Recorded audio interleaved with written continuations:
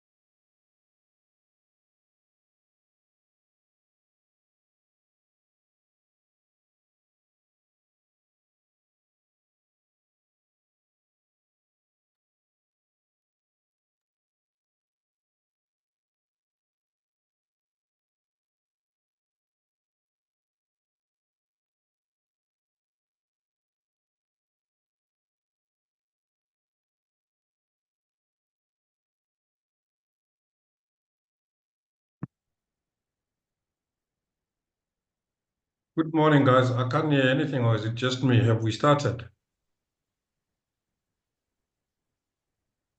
Hello? I can't hear anything.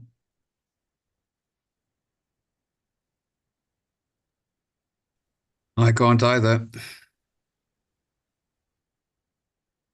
Who else can hear things, Doc? I can hear you, but I can't hear any presentation. Okay, that's fine. So maybe they haven't started then if they can hear us.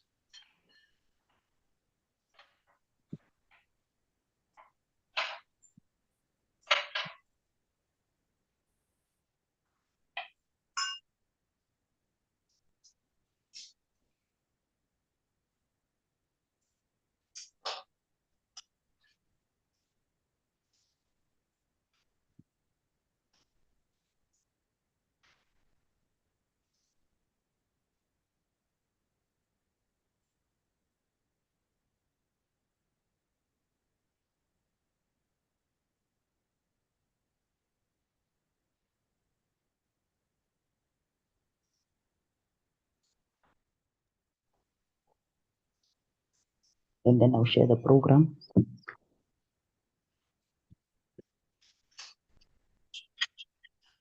Good morning. Morning. Can you hear me now? Yes, we can hear you now, hear you. Nombula. Thank you. We can hear you now. We can see you and hear you. And we can see you sharing the program. Okay, thank you. Thank you. That's fine. I just want to welcome everyone that has attended, and then welcome to the session that we are doing together with the SACPCMP. And with that said, I just want to thank the SACPCMP for being able to come on board to help, our members with regard to the CPD. And also at the same time, we also wanted to make sure that all of your concerns are addressed, because a lot of the members kept on coming and asking, but now because of the policy changes, it becomes difficult even from us at the ACPM to be able to advise, lest we advise you wrongly. Thank you very much for attending, and please feel free in the meantime, as well as Kuto, who I'll be introducing right now, is presenting. You are welcome to, in the meantime, jot down the questions in the chat, which after the presentation, we will be able to address those. You'll be able also, to ask them, personally. Let us engage as much as we can, because we really want from the session, at least you should be able to then be en route to your compliance It is live on YouTube, so you are able to go and view it again. So with that said, welcome to the session once more. I would like to introduce to you Khutso Mokhele, who is the acting education manager at the SACPCMP. So if you've got problems with the compliance on CPD, she is here to assist. So going into the program, she is standing it in for Usindi Kwenaite, who is the operations executive. So you will see that we have broken down the agenda into the items, that are of most concern. However, we will start just with an overview. Then we are going to look at the CPD suspension. What is CPD suspension? How long is it? What is CPD re-registration? And then she's also going to look into the acceptable category evidence, because that is where people usually struggle. There's the day-to-day things that you do that can be part of the evidence. But unfortunately, people think it's only just you having to attend a course. But there are other activities that are part of your ongoing practice. And then after that, she will then also look into the reinstatement process, what processes must be followed, the reinstatement forms, the reinstatement bundles. And for those that have registered, immediately after this session, we are then going to send you all of those documents, the reinstatement documents, the bundles, and all of that with links, so that after you've gained the understanding here, then you have the links to then immediately go. Some of the links we will try to also share during the chat, but I think it's best that we just do it as a thank you letter for attending with all of the links. And then with that said, welcome once more. I'm going to stop sharing and I give over to Khutso. Thank you very much. Khutso, you are welcome to continue.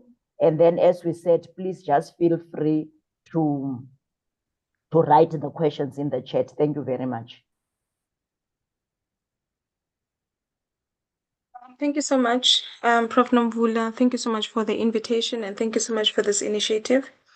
We always try by all means to make sure that we have our VAs communicating with us, because we know that sometimes it's difficult getting information to everybody, but I know the voluntary associations are one of the channels that we use to get to some of our registered persons. So thank you so much for this invitation.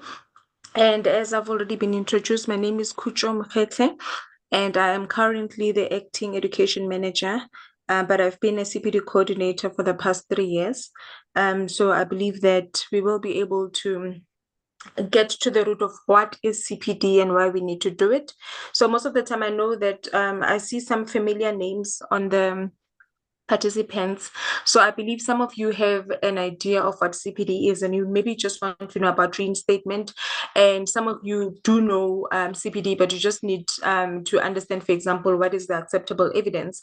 But normally when we do a CPD presentation, I prefer taking everyone through the entire process, so that for people who are hearing about CPD for the first time, they will not be lost. So I'm just saying to those who are familiar with CPD, who have read the policy, who have attended our workshops, it might be a bit boring because I'm going to sound like a broken record for most part of the presentation, but we will definitely touch on all those issues as Ms. Nomvula has already showed us what is on the agenda. So I'm going to be starting by explaining what is CPD, continuing professional development. Introduction to CPD. So what is CPD? It's the continuing professional development. This is an ongoing process of engaging in learning activities that will develop and enhance your skills as a professional. So that is what CPD is all about. It's all about engaging in learning activities. And I understand that from the description, or the definition rather, of what CPD is, Ms. Nomvula has already said it, that a lot of people assume that it's all about going back to school, going back to class, but unfortunately, or fortunately rather, it is you learning. And we understand that learning can happen in a classroom, yes, but learning can happen in other forms as well. So that is what CPD is. There's a slide here that I'm going to touch on where we talk about the misconceptions or the myths about CPD, and we will begin to understand that CPD is not as complicated as many people make it sound. So this is a legislative framework. So CPD is a regulated mandate under Section 13K of the PCMP Act. That is Act number 48 of 2000. So the PCMP Act outlines the responsibility of the council, and one of the things that we are supposed to do, we are obligated to do, is CPD according to the Act. And normally when I explain this, I explain that a lot of construction people believe that CPD is a unique thing to the council, and it's just SACPCMP trying to be difficult. And one of the things I say is that CPD is a system that is being used by almost all councils, not only in South Africa, but globally. And the reason why CPD is important is because when you've got regulatory bodies like the SACPCMP and other councils, I'm talking about other councils, not just the quantity surveyors or engineers. I'm talking about educators as well. I'm talking about medical professionals like your doctors and your pharmacists, your accountants. All these people are professionals. They belong to certain councils. By law, they have to be, so that they can function in South Africa. So once we've got those councils as regulatory bodies, we are mandated to do CPD. And the reason why CPD is necessary and is important is because when you start registering with any council, and let's talk about SACPCMP at the moment, when you registered with the SACPCMP, you remember we wanted your CV, we wanted to see your education, qualifications, we wanted to see your experience, and then you were tested through an exam or an interview. So we did all that to make sure that the people that we are introducing to the public as professionals are actually people that we have tested and we have measured their competency. And at that moment in 2015 and 2017, when we first got to know you and we checked everything that you had presented to us and we interviewed you or we gave you an exam to write, at that particular moment, we could see that you were competent and you deserve to be on our database, and you deserve to, the South African public needs to know that they can trust you with their construction projects. They can trust you with the health and safety files because you are competent. But unfortunately, over the years, we lose contact with you. We don't know if you're still in the built environment. Maybe you've started a catering company, now you're baking cakes. Maybe you're now a taxi driver. Maybe now you're a doctor. We don't know. So CPD is the only system or the only process we use as the council to track and trace your development within the built environment. That is what CPD is all about. So we're basically saying, as you are going to work on a day-to-day basis, please do let us know. As you do your project consultations, please do let us know. As you are getting mentored by the CEO of your company, who's also a project manager, please do let us know. If you are mentoring candidates in your company, maybe through a work integrated learning program, please do let us know. If you are attending a voluntary association meeting, please do let us know. That's what CPD is all about. So we just want to know that you are still in the built environment, you are still functioning, you are still competent. That is all we need to know. So CPD is just a process of being able to track and trace your development. So why is it even important? It's because we are living in a world of changing trends. So CPD keeps you up to date in your profession. As I was saying, that we just need to be able to track and trace your development. It is because we are living in a world that is forever changing. And I remember we attended this webinar a few years ago, and they were saying that the construction industry is one of the industries that are not progressing. It's not progressive. When you look at the medical field, there's so much progress over the years. In one decade, there's so many things that have evolved. But when it comes to construction, we are progressing, but at a very slower pace. And I've discovered that it's because we just have a negative attitude sometimes towards CPD. We just feel like it's a pain point. We don't want to do this. It's wasting our time. It's wasting our money. We don't want to do it. But if we can understand that CPD is actually about your personal development, it's not for the council. It is for you. let me put it this way. The council doesn't benefit from you being developed.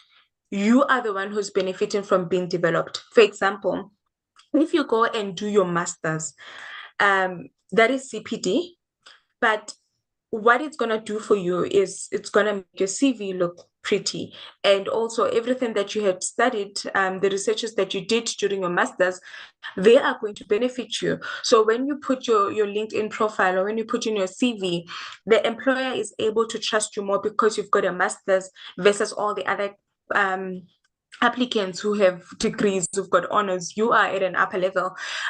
If for example, on your CV you show that you've done a lot of mentorship, it is for your benefit.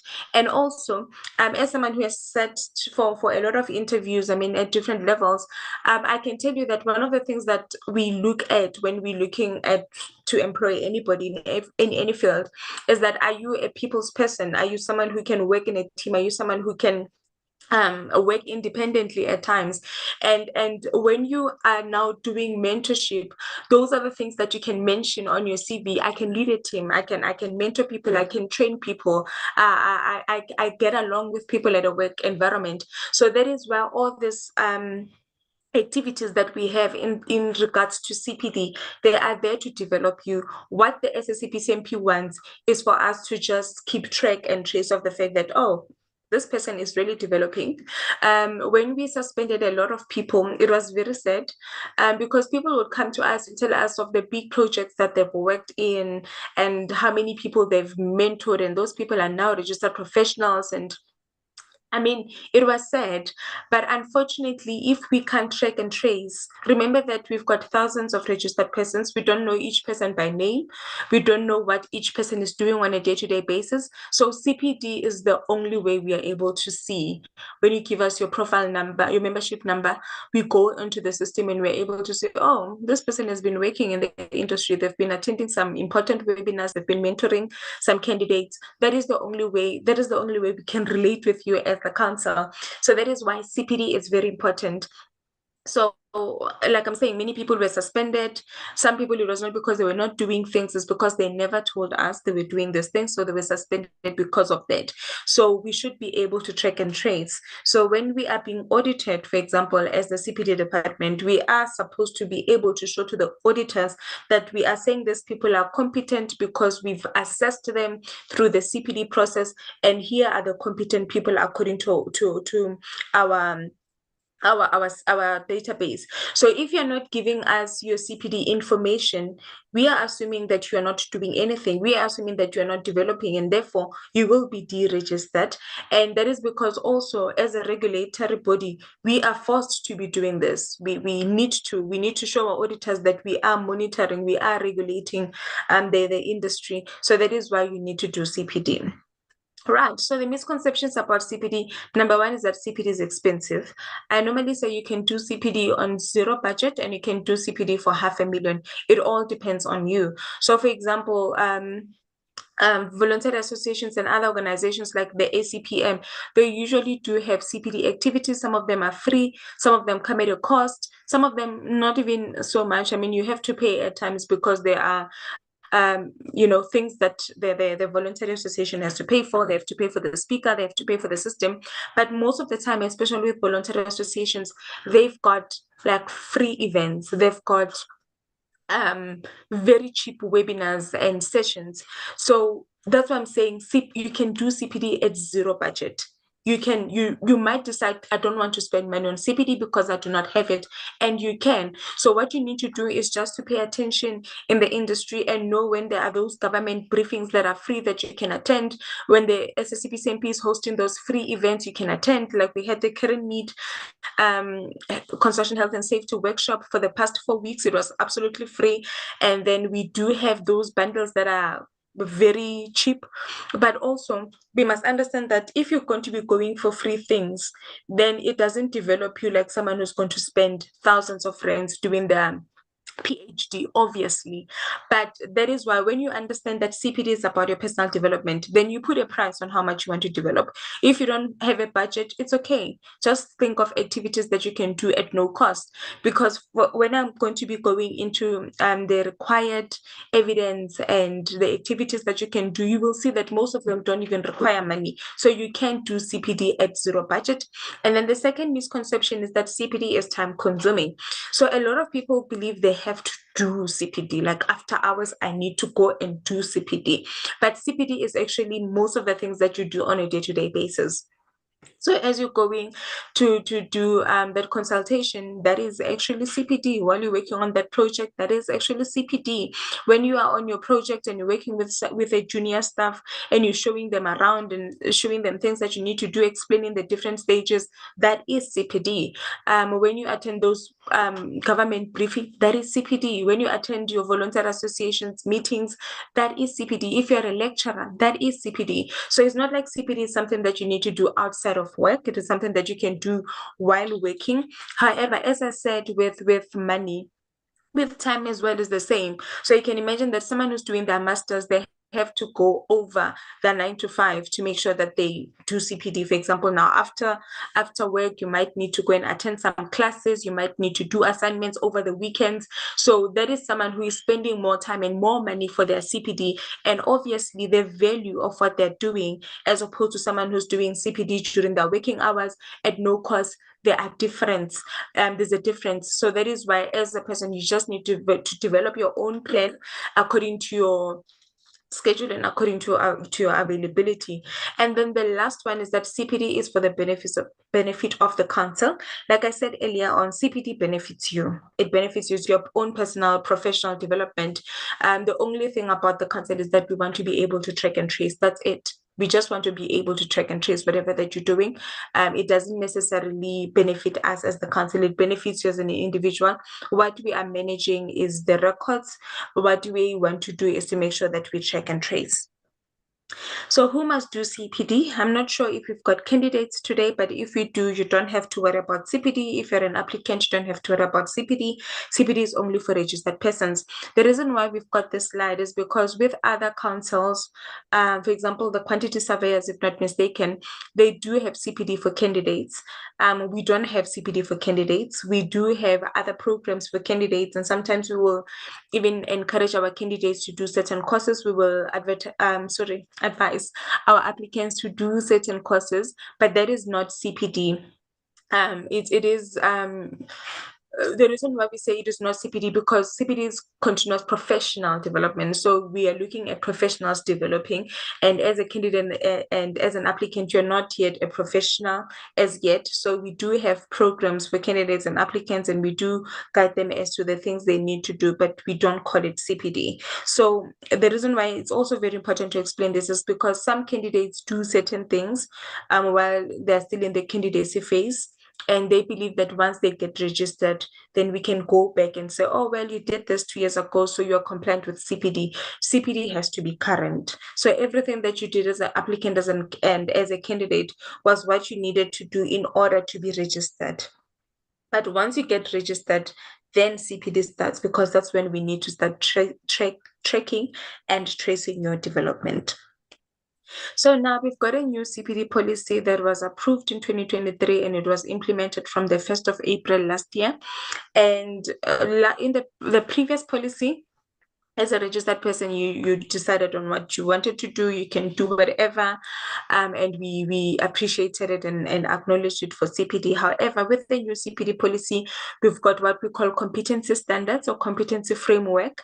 In some of the documents that you're going to be sent after here, you should be able to see that for project managers, we've got the competencies that are required for you to be able to fulfill your task. We've got the same for construction agents. We've got the same for officers. So within your construction category, your registration category, there are certain things that you need to be competent in. So now, even as you choose which activities you want to do, you need to choose the activities that are in line with the competency standards of the SACPCMP.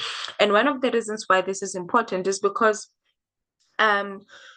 we've got the identification of work and we've got the scope of work. So as a project manager, there are certain things that you need to know. And over the past years, we didn't have like a true direction as to what you need to do, how you need to do it. And that is why we had to develop this competency standards that just guides you exactly as to what you need to do as a project construction manager. And one of the reasons why this is also important is because with project managers, as an example, some of them are engineers, but they're also construction managers. Some of them are quantity surveyors, but they're also construction managers. So most of the time, we've got a lot of people who say, EXA accepts this, please accept it as well. The reason why we can't accept everything that EXA accepts is because our identification of work is completely different. That is why we even have two different councils.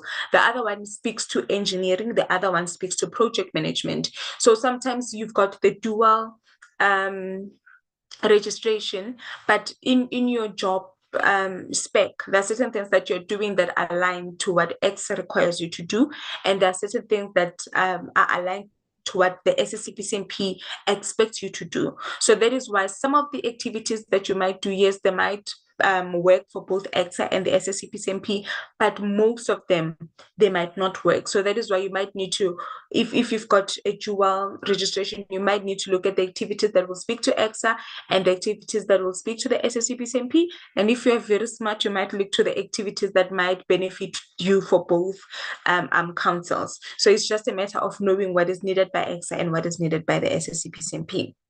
All right. So previously we had a 5-year CPD cycle. At the moment, we've got a 3-year CPD cycle.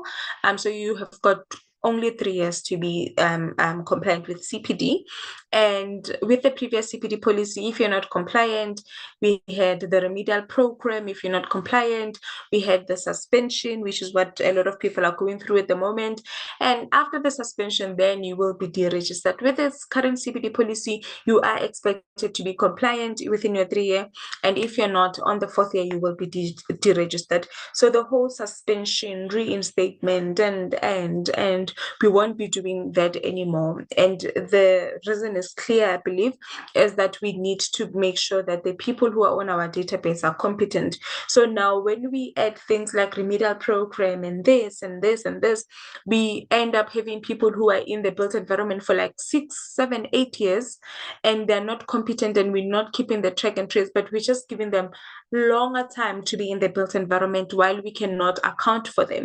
So that is why now we are making it a much shorter time that is manageable, and then you just have to make sure that you're compliant, and then if not, you will be deregistered. So that is why I do appreciate what Prof is doing with you guys. We appreciate it when ACPM is inviting us, so that we make sure that the information gets to every person, so that nobody gets deregistered.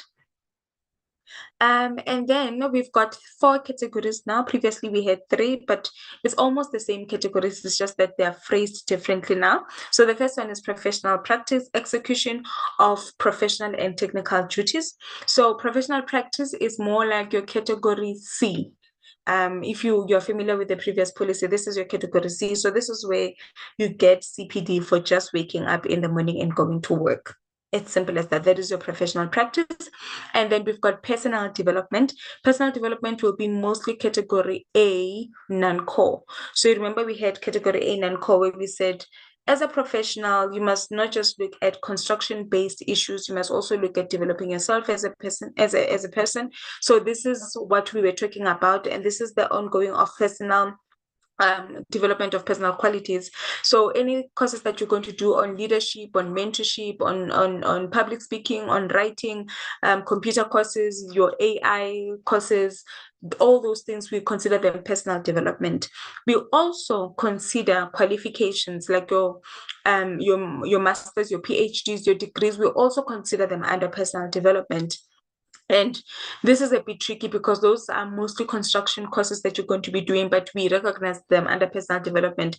But the reason why we are doing that is because they are assisting your CV to look pretty. So it's your personal development. Actually, it is something that gives you the confidence as a person to go out and say, I've got this master's, I've got this degree, I've got this advanced diploma. So that is why we consider it under personal development. And then mentorship, it is where we're saying, you've been in the profession for quite some time, you have done your personal development, you've done your public policy priority issues, may you please share the information with someone who needs it. And this is very important. However, this is where a lot of people are complaining. Many people don't want to do mentorship, which is a bit, why? It is very important. We've got a lot of candidates now. We've got thousands of candidates who would like to enter the profession, but they do not have mentors. And the other thing that is happening is that there is a need for project managers in South Africa, and we are getting fewer of them. We're getting fewer project managers. And as someone who was in the CPD department for long, and I've also done program accreditation acting, I've personally discovered that a lot of students who are doing the construction management courses in the university programs in the universities, most of them, they want to be quantity surveyors. And I'm still going to research as to what is the reason. What is it that their council is doing that we are not doing? Or what is it that their professionals are doing that we're not doing?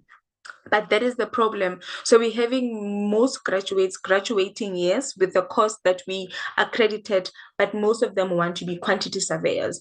And that is why we need professionals like yourselves to go down to the universities and say, it's so nice to be a project manager. You are the big boss. So we need that mentorship. And that is why our mentorship strategy is not just even for candidates, but it's also for students. We're also looking at even other people who are in other councils and see if maybe we can try and mentor them and make them understand that we've got a need for project managers.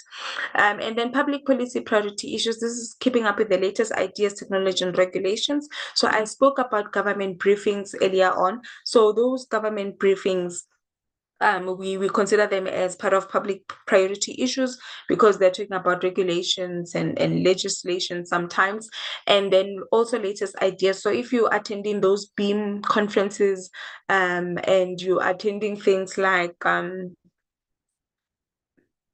I can't think of anything at the moment. Okay, for example, in Agrima, there's an Agrima event that was happening yesterday. Those kind of events will definitely count for public priority issues. So anything that is directly related to the built environment and it's making you grow and understand the industry more in terms of the latest ideas and technologies and regulations, those are the kind of events that we, activities rather, that we consider under public policy priority issues. We call it triple PI because we understand that it's a bit of a tongue twister there. And then how many CPD credits do you need over a period of 3 years? You need 50 CPD credits. With the previous policy, we used to use CPD hours, and it was very confusing for a lot of people because the CPD hours were not notional hours. It was actually CPD points, but we called them hours. With the current CPD policy, we're calling them credits so that it's easy for you to understand. You can even calculate before you even submit your evidence. You can calculate and have an idea of how many CPD credits you're going to get. So 10 notional hours is equals to 1 CPD credit. So if you're attending a course, a short course or a conference that is SACPCMP validated, and then it's 2 days, and then you're going to be there for 16 hours, and all in all, that translates to 1.6 CPD credits. So it's that easy. So if you're mentoring a candidate and you're sitting with them every day between 8 and 12, you just have to say 9, 10, 11, 12. That is 4 hours. 4 hours times 5, it's 20. And then you'd already know that is good. If it's 20 notional hours, then it's going to be 2 CPD credits for mentorship. So it is as easy as that. And even as I said, that we are making sure that CPD does not have to be expensive. Professional practice, that's why I said you're actually getting CPD awarded for just waking up. That is where we require the most which is 30 CPD credits. That is 300 notional hours. So we need the most from you just waking up and going to work. And then personal development, we know that sometimes you might need to go to school, sometimes you might need to attend conferences, sometimes you might need to attend certain classes. That is why we need the minimum there, which is 5. And then for mentorship, we took it a bit high because we would really like our registered persons to focus on mentorship. Then it's 10. And then we've got triple PI, public policy priority issues, and that is where as well we know that we do have those free government briefings, we do have those free activities that you can do under triple PI, but sometimes you might need to spend money, and that is why we also need the minimum there, which is 5 CPD credits. So we also have given you time frames where we like year 1, please put in everything. If you see year 1, that's where we require the most. Year 2, not so much, and then year 3 should be a walk in a park. And the reason why we did it that way is because with the previous policy, we also realized that people would be relaxed for 4 years, and then on the 5th year they want to submit everything and the things are wrong. And now it was a bit of frustration on people because they've been working on things for 4 years, they've never submitted them, and now you're submitting them and we're telling you that you didn't put them in the correct format. It was a huge frustration. So that is why we are saying in the first year of your cycle, put in everything, and then so that in your 3rd year it will just be a walk in the park. That is very, very important. So a lot of you who are compliant, you had your CPD cycle starting last year on the 1st of April, and it's going to end in 2027 on the 31st of March. So what we're going to do, what we're planning to do is that in April, around May, we are going to be sending you the details of how you did in your first year, so that you'll be able, for example, if for professional practice you needed 15 and you are only on 2, then you have to realize that I'm in trouble and you might need to fast track and to focus on your CPD. And so that's what we want to do, so that every year you're able to compare yourself and see if you are in the right track, and if maybe there's something that you haven't done, then you're able to know that you need to focus in a certain area. So I think this is about it in terms of this one. We won't be going to acceptable evidence at the moment. I'm going to stop sharing and give it over to Ms. Nomvula.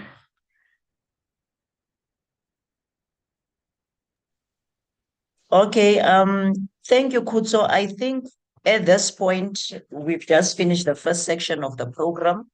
We are going to launch a poll. And I think just at this point, let us also then ask the colleagues if there's any questions. While we are getting ready to launch the poll, I'm seeing, Kutso, there's a question here in the chat. Morning, I don't know if you are able to see the questions in the chat. It's from Mandla. Morning, I'm currently registered as a candidate construction project manager with SACPCMP, as well as candidate in other bodies. May I have a guidance on the following? Is there a window for submission applications for professional registration? If so, when is the next window of submission? It might not have anything to do with the CPD session now. I would suggest that Kutso, you just get somebody to just answer him in writing, or maybe we can then continue further. And then Mr. Mlungisi Mchangela, I've noted your hand. And then there's another question on the chat from Ian. Please have a look at ASHUS CPD program and accredit it. I don't know if you want to expand on that, Ian.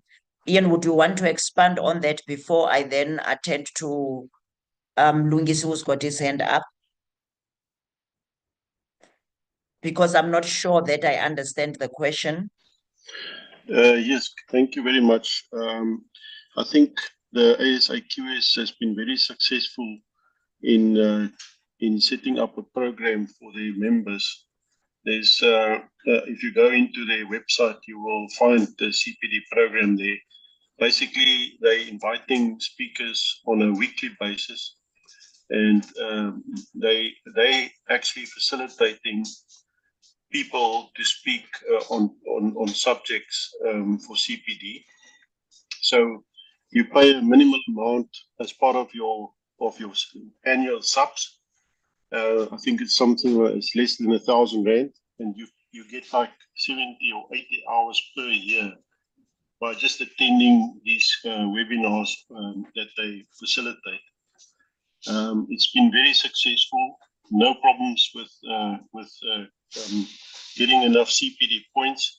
And I'm just asking if SACPMP can't go in and look at that program and actually validate that program so that when we do the hours at ASAQS, we can also get recognition for that at SACPMP, because it's of a very good standard. It's very applicable. It's all about building contract and all the items that we are doing as SACPMP anyway. It's very closely related to that. There's maybe a few that's specific for quantity surveyors that you can exclude, but most of the hours, I think, as a professional, you can actually validate and acknowledge it for SACPMP hours also, or credits. Thank you, Ian, for that. It will help, especially the people with dual registration. Kuzo, I don't know if you've got any further comments on the very good suggestion and recommendation that Ian has made, which is also one of the strategies we are going to embark on as the ACPM, having learned from that as well. You know, there were also people that are dually registered that said if we could also look at adopting that strategy, which is what we are embarking on this year. So Kuzo, before I give over to Ramlu for the question he wants to ask, do you have a comment on the recommendation raised by Ian? Yes, definitely. I think I can even answer the first question as well. I do have the dates. I'm going to be sharing them towards the end, the dates, the opening and the closing. So when we're having an open window for applications for suspension, it's also the opening window for registration. So I'm going to be sharing those. And I think it's actually one of my very last slides. I think it's my second last slide. So please hang in there. I will give you the dates. And then regarding the one that Ian just spoke about, yes, Ian. So one of the things that we do, and Ms. Nomvula will be aware of this, we are currently in a process of drafting an MOU with our voluntary associations, is because we do value the work that our voluntary associations are doing, and ASACS was one of them. I'm not sure if they're still on board, but I know that we do have a relationship with ASACS.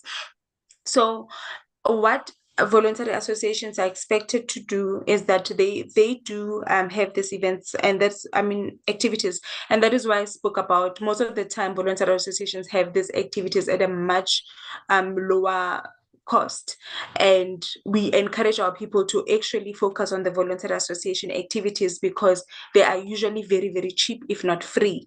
And what we want to do now is that we want to enter into agreements with our voluntary associations where we can partner with them so that as they do these events, they will be SACPCMP validated as well, so that when you attend an ACPM event, you know that it's not just for ACPM looking good for the ACPM, but it's also something that will benefit your registration with the SACPCMP as well.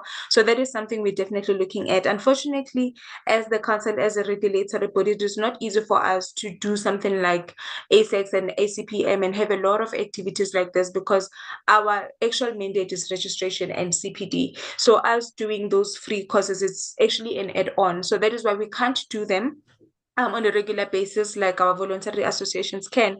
But what we can do is to partner with our voluntary association just to make sure that even as they're doing the amazing work outside, when the members come, we can say, yes, we've spoken with ACPM about this and we know about it, so you're definitely going to get your CPD points. So that is what we're working on. I believe before the next financial year, we should have completed our MOU with our VAs, and we will be able to communicate and let you know, these are our recognized VAs, these are the events they have, especially the free one. We will definitely communicate and let you know.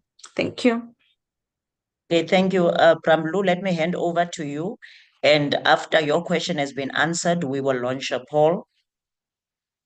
Okay, thanks very much. I think my question is, I looked at your presentation and the CPD requirements, okay? My issue is that, every year, October, November, December, I log in, and I've attended all the webinars of the ACPM, and I mentor about 3 people in my office, which is the information that I have that I was going to log in. Okay. October, November, December, your portal was off. And I get a letter in January that my CPD has been suspended, because from my side, all the info that you have, the one thing that I've been attended, probably it's a cost which I feel they are very, expensive, which is 10 to 15 grand a cost. But all the other issues on your points that are there, I do have them, which were supposed to be loaded October, November. And for me, I think, it's a bit unfair, because my certificate expires in March. There's clients projects that I'm doing now. End of March, I must issue that certificate. So how do I go about it now? Thanks. Because I think I've been punished for the fact that the portal didn't work, which I would have loaded all the information that I have on the presentation in terms of the point system for the past 3 years, which I've done every year in October, November. Thanks. Mlu Okutso. Thank you, Mlungisi, for your question. I'm not sure if you're talking about November last year or November the previous year, because last year, November, the portal was opened. October, November, the portal was closed. It was opened. We only closed in December and we reopened in January, if not mistaken. So I'm not sure which year you're talking about. But even with that, we do close the system and we do open the system, and we always communicate when we close the system, and we always communicate when we open the system. And this is because we get thousands of applications. So it is not easy for us to work on all the submissions when the portal is closed, because as you're working on this, you've got 500 more coming in on one day. So it's not even easy to prioritize the people that submitted first as opposed to the people that submitted last. And that is why we've got, even on our calendar, you will see we have stated the days where we are going to be closing the portal, so that we work on everything that has been submitted before we close. And then once we open, we're like, guys, we've opened, go into the system, download your statement, see what you still need to work on. And then we would have that opening, maybe it's like 2 months, where we allow people to load, and then we close again, and then we process everything that was submitted, and then we open again. So this is something that we do, and we will continue to do, unless maybe if our system becomes upgraded, I don't know how, but we just have to open and close, open and close, open and close, in order to manage our uploads. So in your case, it is exactly what I was explaining earlier on. Many people waited for the last month or the last few months to load the things they've been doing for years.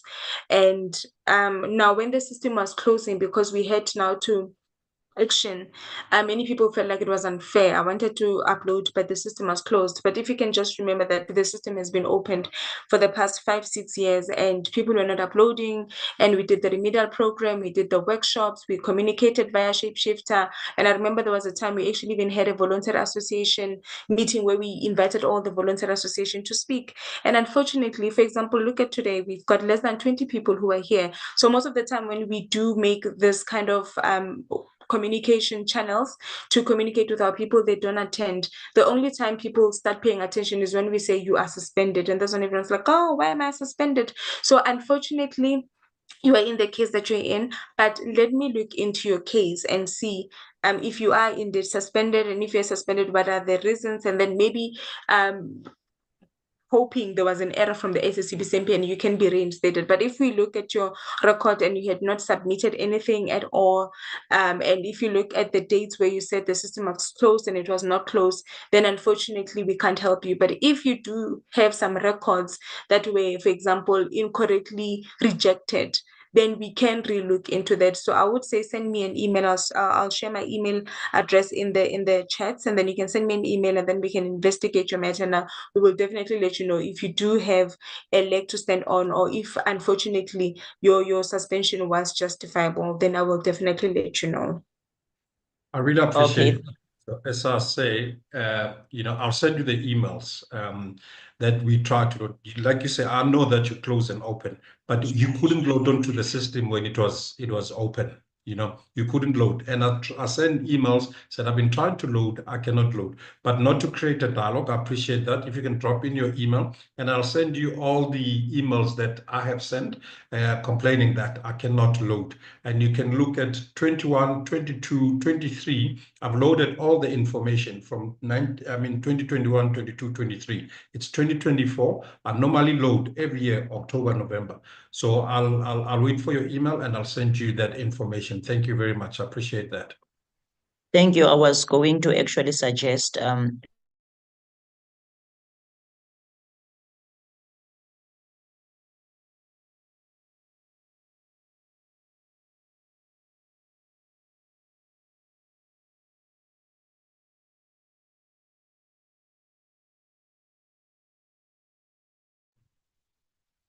Nombula, we can't hear you unless it's just me. We can't hear you anymore. No, I also can't hear him. Okay, you disappeared. We can't hear you anymore.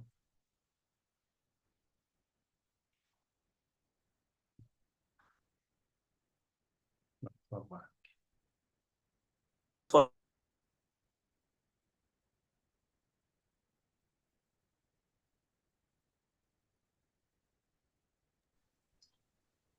I think they are down again. Yeah, they're probably down again. They'll come back. Can I ask everyone? Ian, you were saying? Maybe it's a good idea to just put our email addresses in the chat, and then we can start chatting to each other. We seem to have the same problem.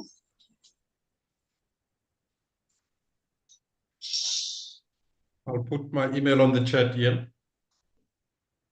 I'm just looking for people that can pick up the action with me, because I'm also battling with that. okay, thank you, Ian. Let us quickly launch the call.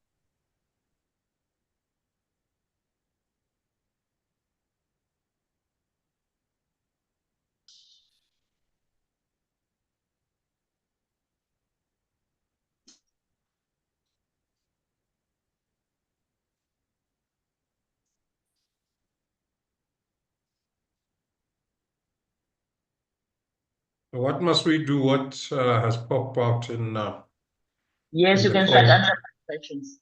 Sorry? Start answering the questions. Well, I must start answering the questions. Okay. Yes, please.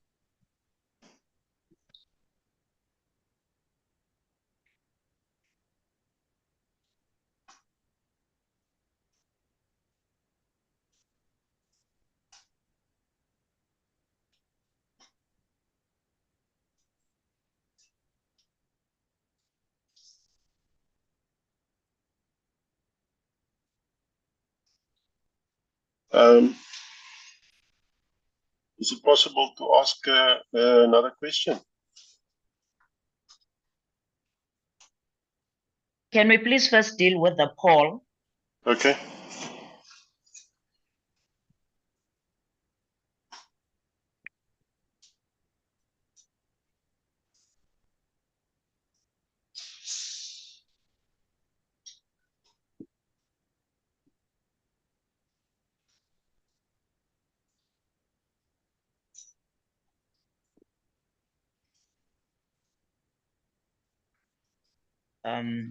With the presentation.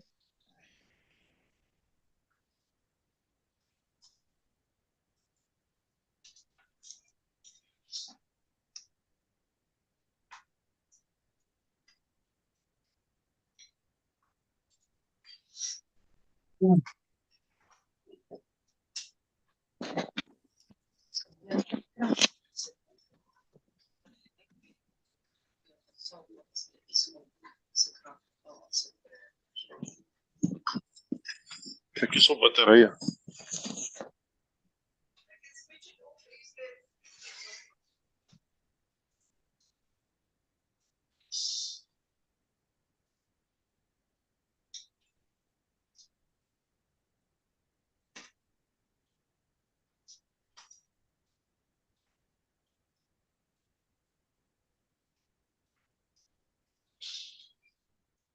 Okay, thanks. I think let's just look at the results. The first question, the CPD cycle is 3 years. Yes, the answer is yes. And then number 2, the CPD year period is from 1st of April, to 13 March of each calendar year. The answer is no. And I'm seeing that from the results, everyone is saying yes. And then number 3, if you are not CPD compliant, you can be deregistered. The answer is yes. And then number 4, there's one person that said no. And then number 4, to be CPD compliant after 3 years CPD cycle, you should have complied with all 4 of the categories. It is definitely a yes. And then the last question is, only registered persons in good standing may be granted exemption from the CPD requirement based on the reasons outlined in the CPD policy. And then the answer is yes. And then thank you very much. At least this will also then give Ukutso the indication to say where people are at. We do have one unsure. So thank you very much for the participation. We'll do a second one. Ian, can you ask your question? And then immediately after that, Kutso, can you then continue with the presentation? Thank you. Okay, thank you. And it maybe it will be nice if you can give us your email address. I find it difficult to get emails through to the SACPMC. I just never seem to get a response. One thing I would really like to request is that if they want to close the portal, that they give us a little bit more advance notice. I mean, last year I think on the day or the day before the portal closed, they said it's closing today or tomorrow, and that so you don't know, you don't have time on such short notice. And I'm also one of those guys that was fully compliant up to before 24. Actually, I had so many hours that I just lost because when you went over to the new system, all my access hours was lost. But please just communicate a little bit more in advance. We are project managers, and communication is absolutely crucial for project managers. So it will be good if they can give better warning. And again, I would like to refer you to the ASAQS Association. For some reason, they never close. I mean, they've got persons approving the CPD while it's open. And it's not a problem. If you can actually just ask them how they get that right, so that you don't have to close. It shouldn't be necessary to close the portal to approve CPD.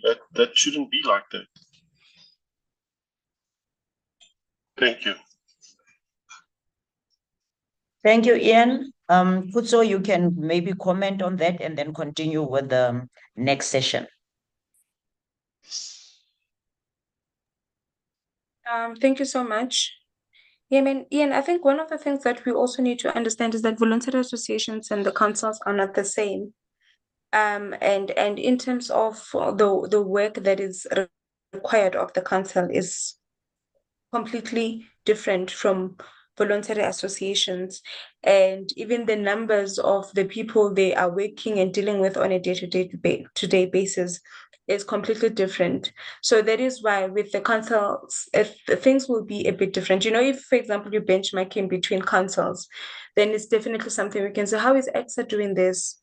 Or how is SACP doing this? But when it comes to voluntary associations, you must just know that they are completely different from what the council is doing. So even though we want to benchmark, but it won't be a fair benchmark to the council, because it's like you are comparing oranges and apples. So we definitely, when we benchmark, we definitely do look at what other councils are doing. And voluntary associations, sometimes we look at them as to how can we partner them to assist our registered persons, but we don't necessarily copy their models because they have a different responsibility compared to councils. So that's what I'm saying. If it was councils that we were trying to benchmark with, definitely it will be something that we can even get in touch with that council and say, how are you doing this? But if it's a voluntary association, it's a bit different and a bit difficult. No, I don't want to speak about Kutso. Mhm. Before you continue, I think I understand where Ian is coming from. Okay. And with what you are saying outrightly, the comparison should be, but one can always learn from best practice. But I think the way why it's also working smooth is the arrangement between the QS Council and the QS Voluntary Association. Because remember now, in terms of current practices, it is the VAs that are doing the validations on behalf of the councils. However, it is different for the ACPM and the SACPCMP, because remember the SACPCMP did their CPD policy last, before all the other councils. So, and at that time already from a CPPE point of view, they had changed the rules. So it's a bit different of a setting, because as the ACPM, we don't do the validation, it is done by council. Unlike now with other councils where it is actually done by the VAs. But based on what you are saying, Ian, I am personally taking notes on that. And I think in as much as it's differently structured, we will also then utilize that model for the benefit of our registered persons, but also to ensure that we get some dual validation. So that, for example, for our project managers that have dual registration, it makes it easy to attend one event and then get a validation from two councils. So both in terms of what Kuto is saying and what you are saying, I think I've seen what the gap is, and thank you for that. I don't want to dwell too much on this. Thank you very much. If you can do that, it will be appreciated. As a professional, I can just say I find the standard of the CPD from ASIQS at a very high standard compared to what the rest is offering at the moment. Thank you. Thank you for that. You can continue, Kuto. Thank you. So now I'm going to be talking about suspension as per the agenda. Then we will go back to what is acceptable as CPD evidence. So I'm just going to be talking about the CPD suspension right now. I've lost my cursor. Okay, what is the CPD suspension? So I think I'm going to start with the fact that, as I was explaining, that CPD is actually meant for us to be able to track and trace. If we can't track and trace, the assumption is that you're not doing anything. And if you're not doing anything for development, if the SACPCMP cannot know where you are and what you're doing, the assumption is that you are not in the built environment anymore. The assumption is that you don't need your registration anymore. And that is why we've got what we call a CPD suspension. So the CPD suspension is the state of being suspended from uploading CPD evidence on the SACPCMP CPD portal while awaiting deregistration. So this is based on the previous CPD policy, and this is very important for me to explain. Like I said, with the current CPD policy, you cannot, we don't have suspension anymore. So now if you're not compliant by year 3, you will be suspended.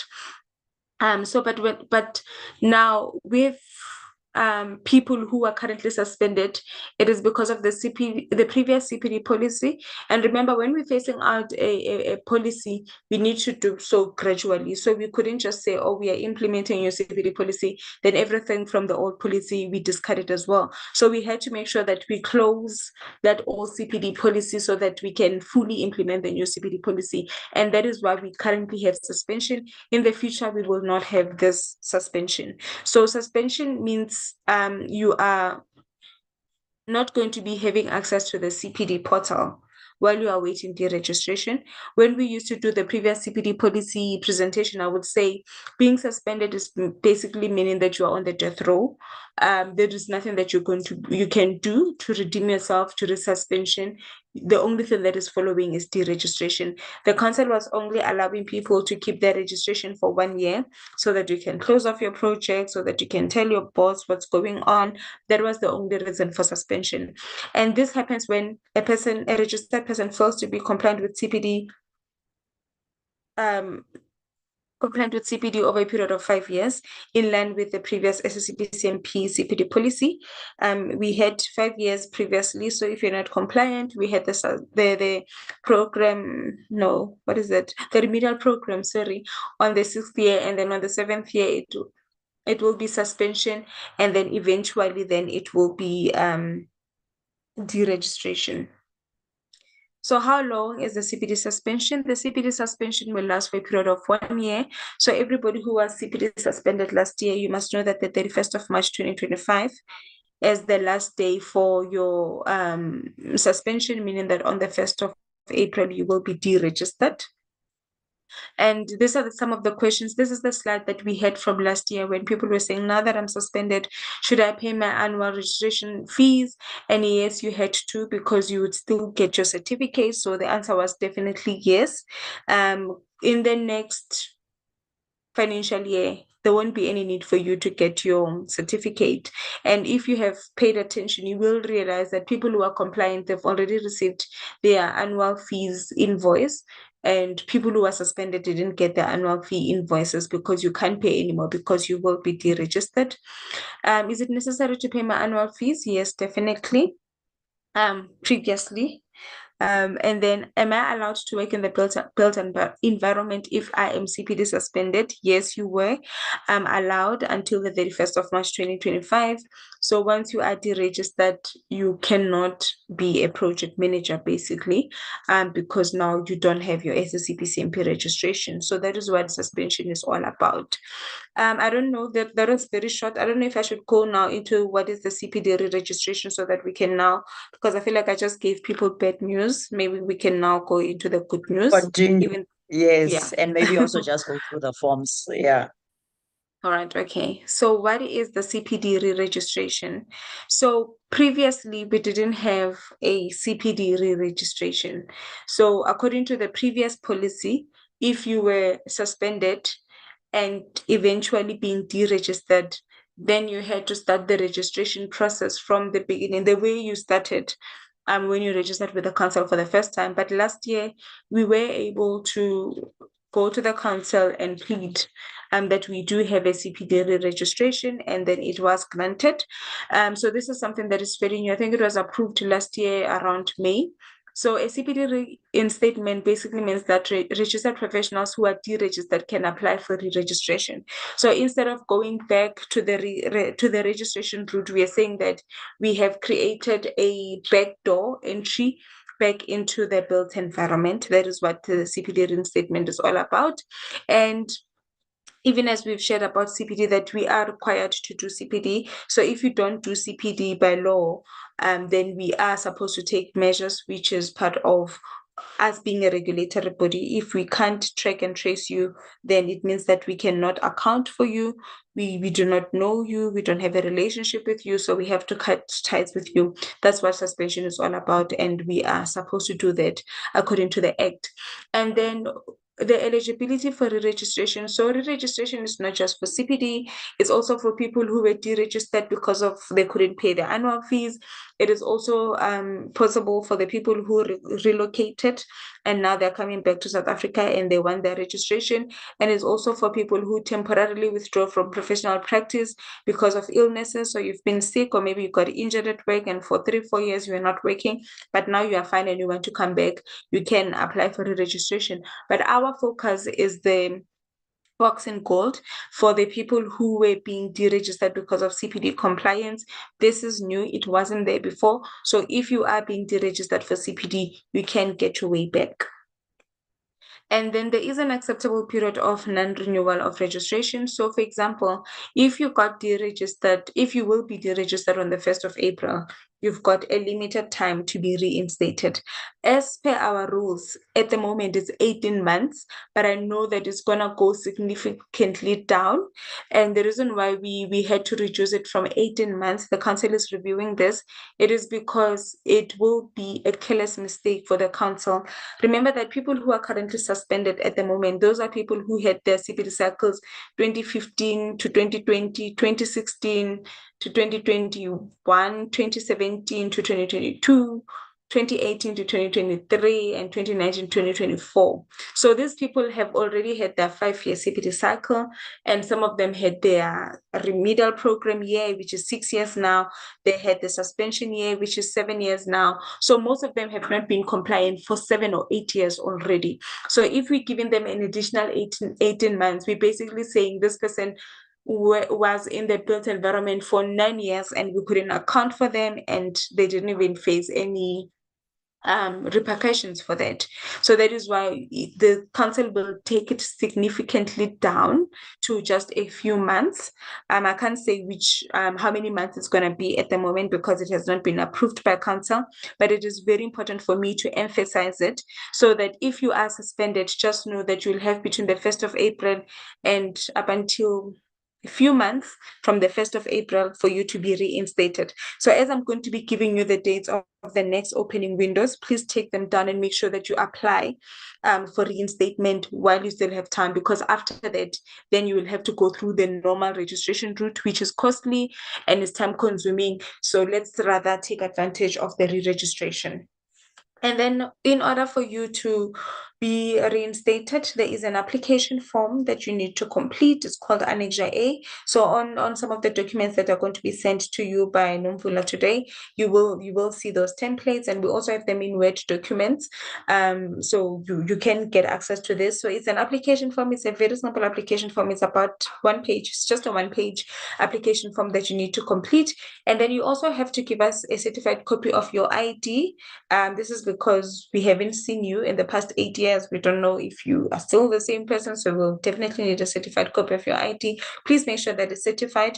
With the current applications that we accepted between October and January, we have a few people who didn't certify their copies, and some people gave us copies that were certified like 3 years ago. So you know that according to the law, a certified copy should be at least 6 months old. So anything beyond 6 months will not be accepted. Proof of professional practice. So we also want to know, because we couldn't track and trace you for the past 5, 6, 7, 8 years, we still want to know, were you in the built environment? And the best way to do so is by looking at your CV. And then we also have what we call a mentorship activity that you need to complete. So a mentorship activity is where you need to find a candidate that you need to mentor for 3 months, and then you have to give us that. It's a template that the candidate has to sign, and you also have to sign. So that is one thing that you need to do. It has been a pain point for a lot of people because they don't find candidates. And yeah, this is one of the issues we tabled to the council, and unfortunately the council did not approve. It has to be an SACPCMP candidate. So I know we had erroneously communicated that it was allowed to mentor anybody, but the council is strict on this. It has to be an SACPCMP candidate.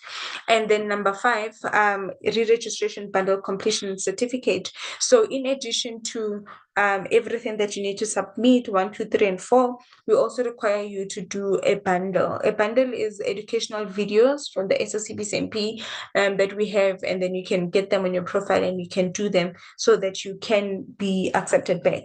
So when we were doing the requirements for re-registration, we had to kind of like look at what the policy required and try to make it simpler for you. For example, professional practice, we had to know what you are doing. We had to get a letter from your employer and all that. But because we didn't get that, that is why we need a CV. With mentorship as well, you know that we had an activity, a category for mentorship.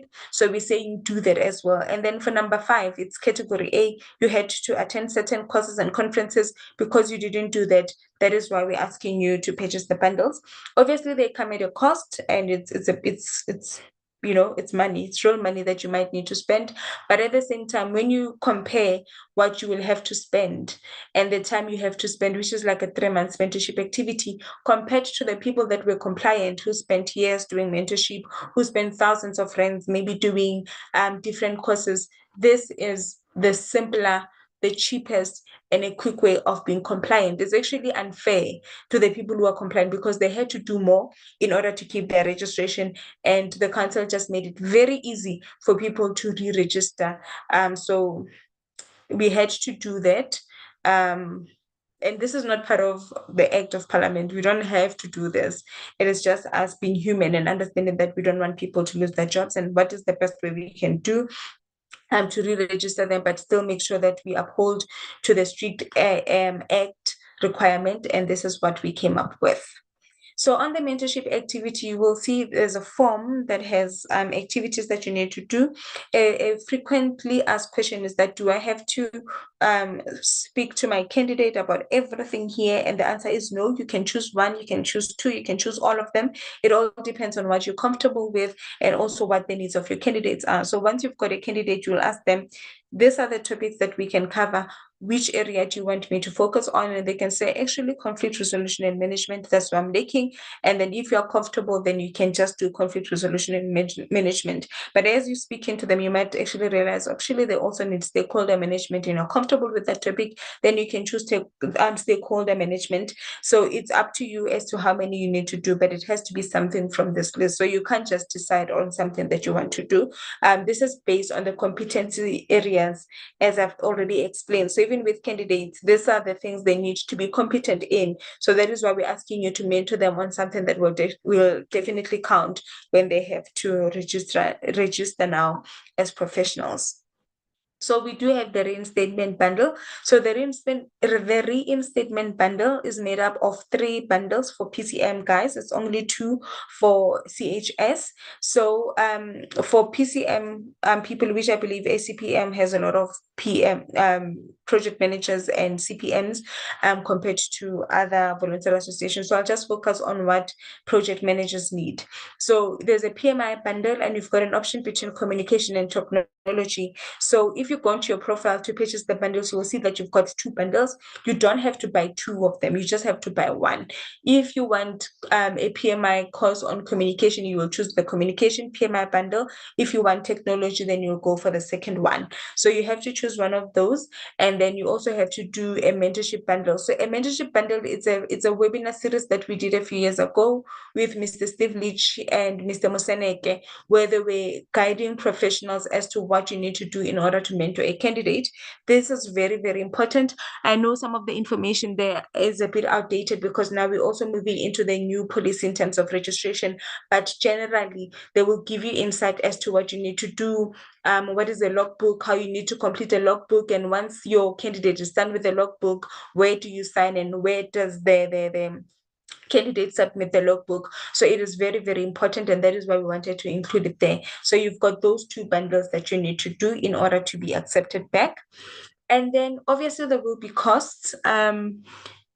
And we did discuss this with finance, and they have told me how much it's going to cost. So one of the things, sometimes when you say these things, it makes it sound as if we want to look like the good people. But trust me, as the CPD department, we fight for our people. So whenever you bring in issues and you say, we've already purchased the bundles and we still have to pay our annual fees, and what are these penalty fees? So at the moment, when someone is deregistered because they didn't pay their annual fees, there are so many penalties that you need to pay. Like, it's a lot. So when we took that model and put it now for CPD reinstatement, our registered persons had to pay something like 15,000 rand, and we when we checked, we were like, no ways. And then we went back to finance and we said, can we please have a cheaper way of our registered persons to pay, factoring in the costs of the reinstatement process and the things that needs to be done, the administrative work, getting an additional administrator and all those things.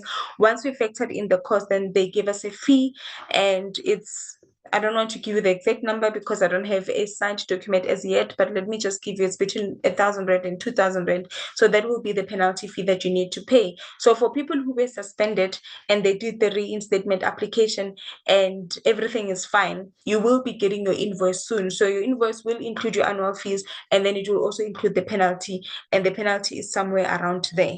So don't take my word for it as yet. You will see it on the invoice, and once we've got the fees, we'll definitely communicate. But I know it's going to be somewhere between 1,000 and 2,000 rand that you might need to pay as the penalty fee. And then the reinstatement update as well.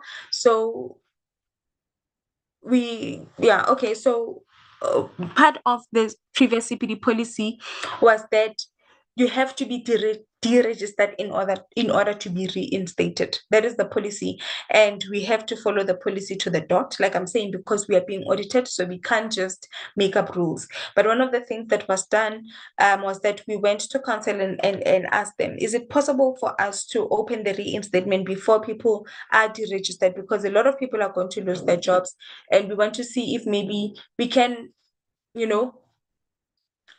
have this before the deregistration. It was granted unto us. And then from last year, October, we opened for applications. So people did give us their forms. They started working on their mentorship activity. They purchased the bundles and they completed the bundles. And then we closed on the 31st of January this year. So on the 31st of January, we closed. And what happened between the 31st of January and now is that we accepted all application forms, and then everybody that had submitted, we were able to communicate with them and let them know you didn't complete your CV correctly, your ID is not certified, and all that. So we've been doing that from then until yesterday.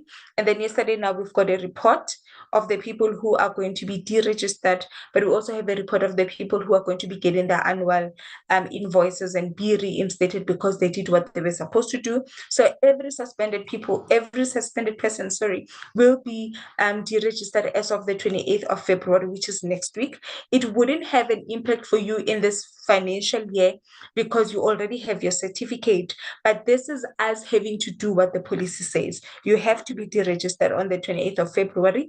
And then what it means now is that everybody suspended, they will not get their certificate from the 1st of March. Okay. But now the people who have already submitted their reinstatement forms will be able to get their invoices.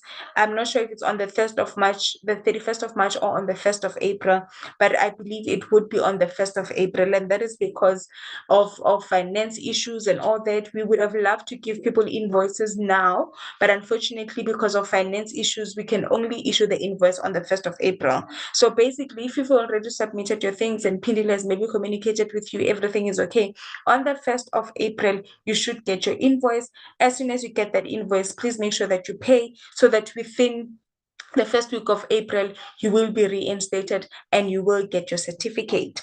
And then what does it mean for people who did not take advantage of the first opening between October and January? What does it mean for you? We will have another opening on the 1st of April 2025. So on the 1st of April 2025, we will have the first opening, and then you can submit everything that I said you must submit, those application forms, those copies of IDs. So for example, things like the mentorship activity, I would say to you, start doing it now. It doesn't have to be for 3 months. It has to be at least 13 sessions that lasted for 1 hour. So if you've got a candidate, or go to Facebook, you always have people who are saying, I'm a candidate, I need a mentor, because it doesn't even have to be a physical mentorship. You can do it virtually. So even if you're in Gauteng, you can find someone from KZN, and then you can have sessions with them, and then you all have to sign, and then purchase the bundles and do them now. So that when we open for applications on the 1st of April, then you can submit everything. Your ID is already certified, your application form and your CV is completed, you've done the mentorship, you've done the bundles, all you have to do is submit. So please do that. Take advantage of the 1st of April. So what we did with the current opening is that if people submitted from October last year, and we only started to process them from the 1st of February once we had closed the window. And the reason why we did that is because even if we had actioned them in October, we still had to wait for February to do the deregistration and all that. So that is why we were not in a hurry to process them. We only process them now. And yesterday was the last day when we did the last process, and so that we can give the list to finances. But with the next opening window, because people will be deregistered at that moment, we are planning that as we receive the reinstatement applications, they will be processed in real time. So if you submit today, in the next few days, you should expect an email that says you have submitted everything, thank you, or an email that will say, unfortunately, your certified ID doesn't, it's not properly certified, or it's not, whatever the case, they will tell you something is wrong with your application and this is what you need to remediate.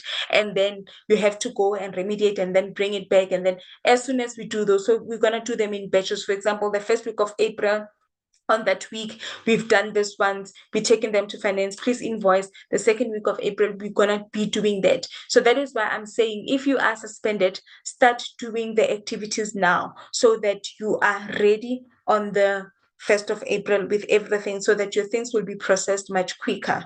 please take advantage of that. The last slide, I was supposed to remove it because it still says 18 months, but like I said, this is going to be reviewed. It won't be 18 months. It's going to be something much less than even 1 year. So please make sure that you take advantage of the first opening window, which is the 1st of April. So these are the opening and the closing windows. And someone had asked earlier on in terms of registration. So the registration windows and the re-registration windows will be open at the same time and close at the same time. So if you're a candidate or an applicant, you want to know those dates, these are the dates. But as I'm speaking mostly to the people who are reinstated, these are the reinstatement dates. So we open for the first time on the 1st of October, we close on the 31st of January.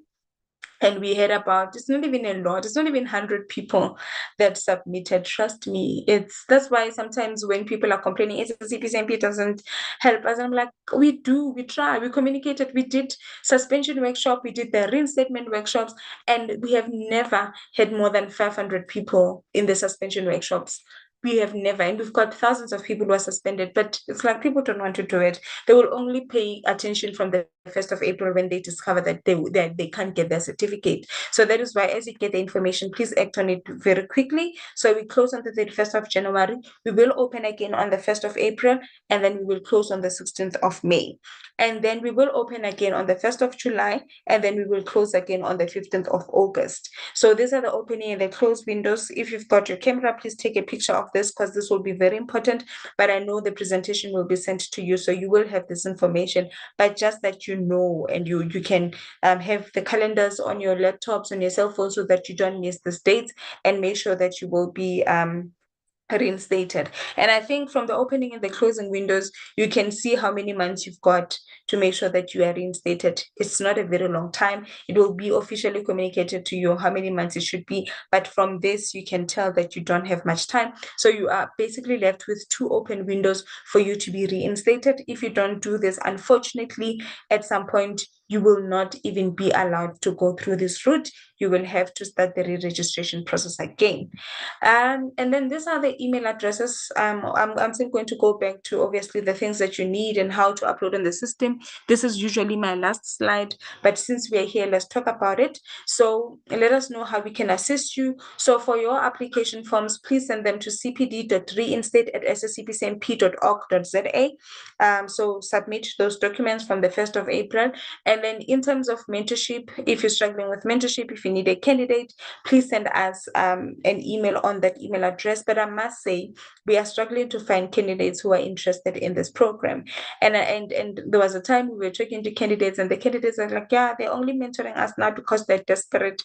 So the candidates are not happy because they've been asking you to mentor them. You never wanted to mentor them. And now because your registration is in trouble, you want them. So that's why we've got a bit of pushback from candidates. They don't want to do this, but we do have those willing candidates. And if, for example, you can go to SACPCMP groups and pages on Facebook. You will definitely find a candidate that is willing to be mentored. We try to help, but I'm telling you, we are getting a pushback as well from candidates because generally they struggle to find mentors, and all of a sudden the mentors are interested. They're like, no, we see what you're doing here and we don't want to do it. But there are definitely candidates who are willing.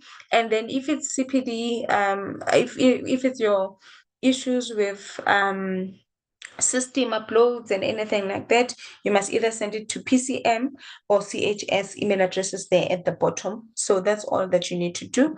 I think this is all about it for now, and then we can go into the questions and answers. And maybe if you want me to go through the documents, I can open them, but it's gonna take me a few seconds for me to open them. But I'm done in terms of reinstatement.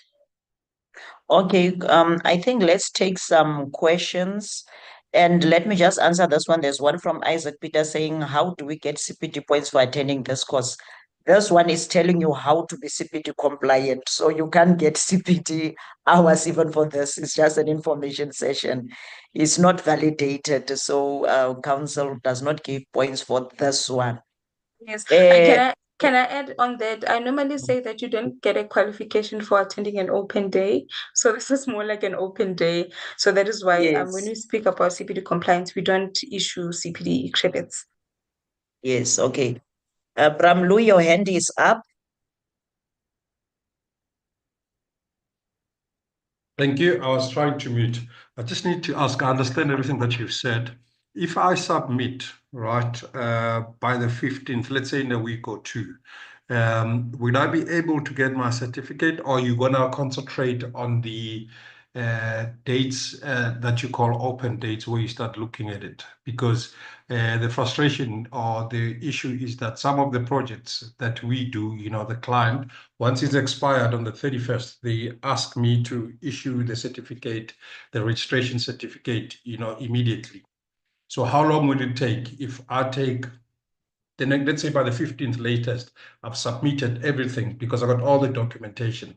I've submitted everything while you're also still investigating my issue as promised, but I'm not going to wait. I'm going to try and run them parallel because it is important for me to get that certificate.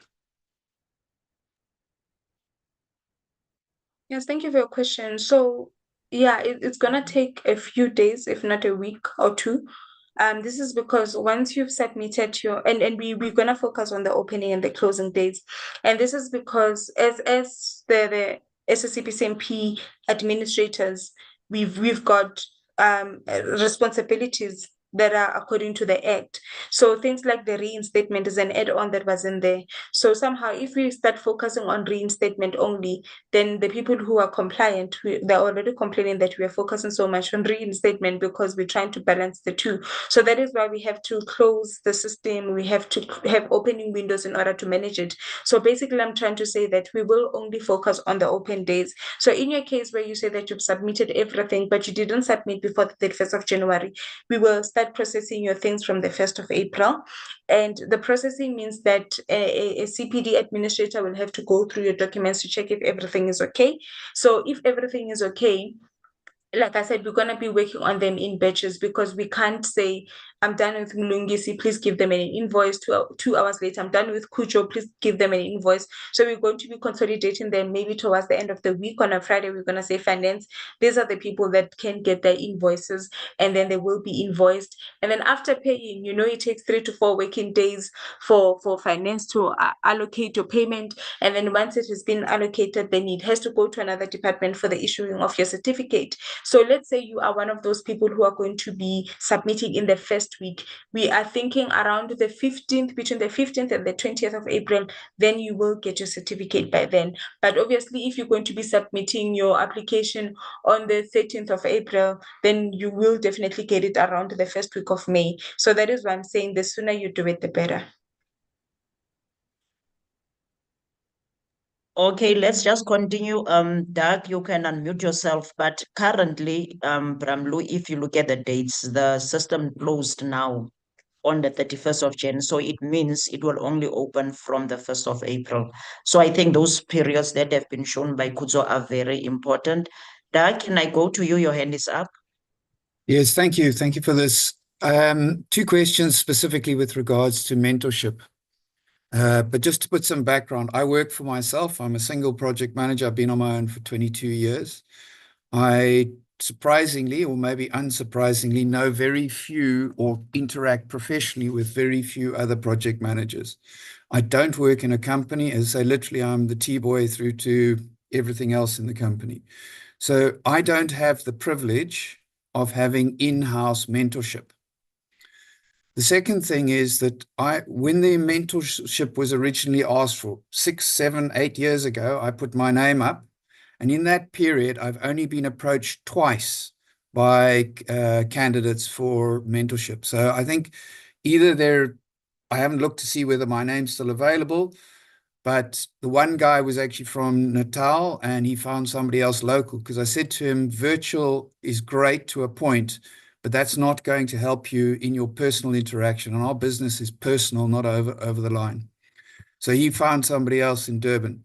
There's another guy that I've done, a candidate I've been working with for the last year and a half, who has just submitted his amended submission candidate application documents. And I've asked him a very specific question. So while I have been suspended for this year, I have been continuing to mentor him. He knows about my status. I hope to hell that my current suspension and imminent deregistration until I'm reinstated has no prejudice on him. And I think that needs to be clarified and carried forward to probably other people as well. So I think I'm just saying that mentorship, if you're in a company or an organization that has large numbers of people around you, is damn easy because you literally do it on a daily basis. The fact that nobody has actually bothered to come and find me when I put myself out there is actually a reflection of a two-way street that doesn't work in the other direction. And I think you need to make a more concerted effort to get people to go and look. But I really, while I know that they're out of arm's length and virtual connections are fine for the sake of administration and ticking a bloody box to say that I've mentored somebody, the right way to mentor is to meet them face to face. Can you imagine a pilot being taught virtually to fly a plane by another pilot in another country? It doesn't work like that. Our industry is people. Project management is even more people. There are aspects of our business that are Philistine, and I'm using inverted commas because it's the engineer or the pure QSing. It is administrative, it is technical. Project management is first and foremost people management, and virtual connections are, bluntly put, are an overall waste of time. You need to find local people. So can I strongly recommend that you try and match local candidates with local mentors? Thank you.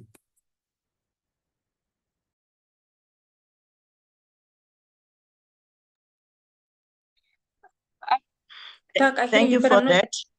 Yes. No, I Yes, was I'm just not saying, sure. Well, I'm sorry. okay, no, I was just saying to Doug, thank you for that. So I've already noted you for our next program from the side of the ACPM. So if I was not answering the question because I'm not sure where the submission was done to, because as a ACPM, we haven't done a call for mentors in the past, but we are going to do it now. No, that was So on I the don't SA, know it was the SACPCMP stuff right at the beginning, or, probably okay. 2010, 2011, 12, 13, somewhere around there, where there was an overt request to put out. And as I said, I've literally had, I've been shattered by how little request or response there has been. And while I understand your current predicament and people are suddenly saying, oh, I must do, I think you also need to consider that there are people like myself who don't have the very easy volume of day-to-day reaction. I mentor every single person in my project team, and I work on a lot of diversity and stuff. I mentor my clients. For God's sake, that's probably one of the biggest jobs any project manager actually has to do, is mentor the client. The professionals and the contractors are sometimes easier. But the fact that you're working on your own and you've got exactly the same criteria that you're working with people who are in a project management company, or as I said, you're on projects where you've got junior project managers. The nature of my business, and I had an approved CV for everything that I've done, and I'm CPD non-compliant. That's a separate question, and I'm not going to go into it here. But I have done everything in every day of my life. I mentor people who aren't project managers. I mentor my clients, my consultants, my contractors, the people who I have to interact with to facilitate resolution, lawyers, conveyancers. I'm dealing with the deeds office to tell them how to do their job. I'm dealing with the head people in the city of Cape Town, facilitating stuff. And you're telling me that none of that counts towards my CPD skills?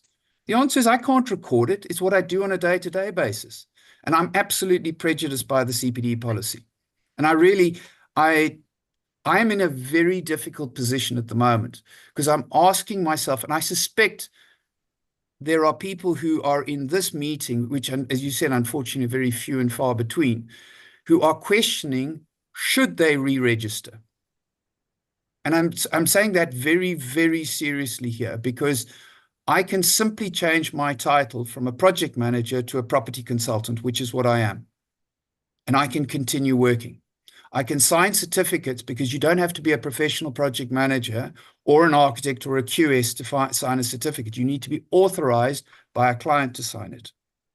And I think you guys need to realize, and I have a bad feeling because the numbers have not been put out, this industry is about to lose 1/3, Project 40%, managers. 50% Mhm. of the registered professionals. You're crying out in this country for competent people, and you're about to kick and lose people because you're making it an administrative, I better be careful the word I use here, an administrative obstacle course to get it. And I acknowledge that you guys as the SACPMP have an important job to do, but I really think you guys have got to go out. And what I've just heard from Ian Sutherland, and I have a lot of respect, he and I have not had opportunity to work together, but I'm aware of his work. The fact that we've got other organizations who are in the same place, who really do facilitate activities and bits and pieces for their people to make it walk in the park. The fact that their associated voluntary associations can do adjudication. I get disappointed by my professional organization, and I'm very seriously questioning myself still whether I should re-register. And I suspect you've probably got a lot of people in the same boat. Sorry, I'm going to cut myself off there because otherwise I'll carry on for too long. Yeah, thank you, Doug. Through reflections, we appreciate the honest and open conversation.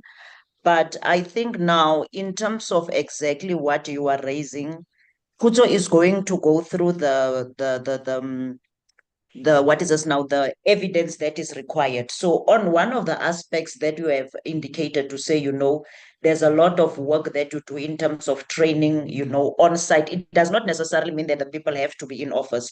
So you will see that exactly everything that you've said is activities that are recognized for professional practice, your everyday work, because in the previous policy, that was category C, but now in this policy is one of the uppermost ones. So it is exactly written. I'm sure Kuzo will go into that. There's attendance registers, duration of session, showing the training, or if there's an appointment letter, or even giving what is this now as part of the evidence, completion certificate of a project and so on. But I'm definitely sure that Kuzo will go into that. So with what you are raising, Kuzo, I think maybe this is what is going back to say there should be more focus on the actual type of evidence that is required, obviously with examples. Then it will make people's compliance easy because as they do the work on a daily basis, they are actually able to upload. But now Ian raised an important point to say the opening and the closing, of the CPD portal. Maybe council should also then learn, how it is done, just learn best practice if it's working. We don't know their staff capacity to say how is it that is working, because now if people are able to upload their daily activities, it's going to make it easy for them instead of waiting for the periods. So I think, but from your side, Kuzo, also, as you are saying, it becomes now also unfair for you to always be sitting with a backlog and a backlog. We are trying to do it in chunks. And then for the people that have submitted earlier, you then attend to that. But I think there must be also more focus, on the examples of the required evidence. And I think maybe we should also then just do a follow-up just on the type of, of evidence where we can have examples of good case and a bad case scenario. Then it makes it easier. But Doug, some of your points that you've raised up also just, considered from the side of the association. Thank you very much. It is a concern, with what we are seeing is happening with the project managers. Thank you. Kutso, you can continue. We'll just do the other poll at the end of the session. Okay, thanks. Because some of the things are going to address, the questions that have been raised. I've also noted your comment, Ian. Okay. Yeah, no, thank you so much. And unfortunately, and I'm just saying unfortunately, because I don't know which other word to use, but what Doug and Ian have been saying, over the past few years, we've had a lot of compliments as well, where people are saying, thank you for making CPD easier. And I feel like the people who are saying thank you for making CPD easier are people who are following us, who are on our workshops where we are able to clear a lot of confusion and frustration, where people come in feeling so angry and frustrated. And after we explain, they're like, oh, okay, I didn't know this. And one of the reasons why I'm even bringing this up is because, as even Nomvula has said, some of the things you're complaining about, Doug, are already covered in our CPD criteria, where, for example, with mentorship, we acknowledge that it can't be a one-size-fits-all for everybody. And it is there. We've catered it, and it's not even in the new policy. Even in the previous policy, we had said you can do mentorship in different ways, and finding something that works for you.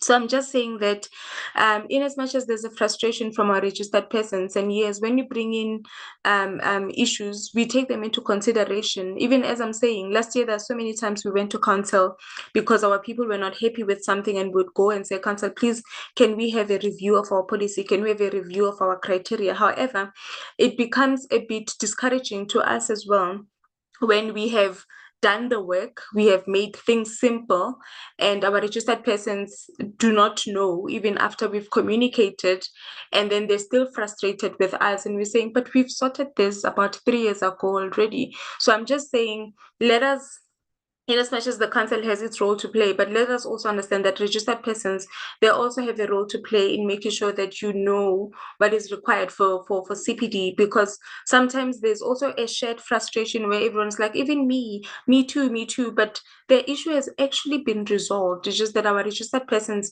do not allow us to take them through the process, through our workshops, through things like this. And I think it's also unfair on the council when it's doing some strides to address some issues, and even after doing them, people don't know because they don't attend our workshops, they don't reach shapeshifter. So I'm just saying, please, registered persons, let's also just try and meet the council halfway by just knowing what is going on, so that some of the frustrations can be addressed even in our compliance workshop. So I'm going to be going through the acceptable evidence, and I'm just going to be explaining. Okay, let me do this. I'm just going to be explaining what are the activities that are required, and it will be good to have examples, as Ms. Nomvula has said, and I will definitely include that. But what we currently have is just explaining what activity you can do and what is the required evidence. And even before I go into the acceptable evidence, this criteria was implemented last year on the 1st of April. And when we launched it, we had our registered persons coming back to us and saying, this doesn't make sense, this is not clear, this is a bit confusing.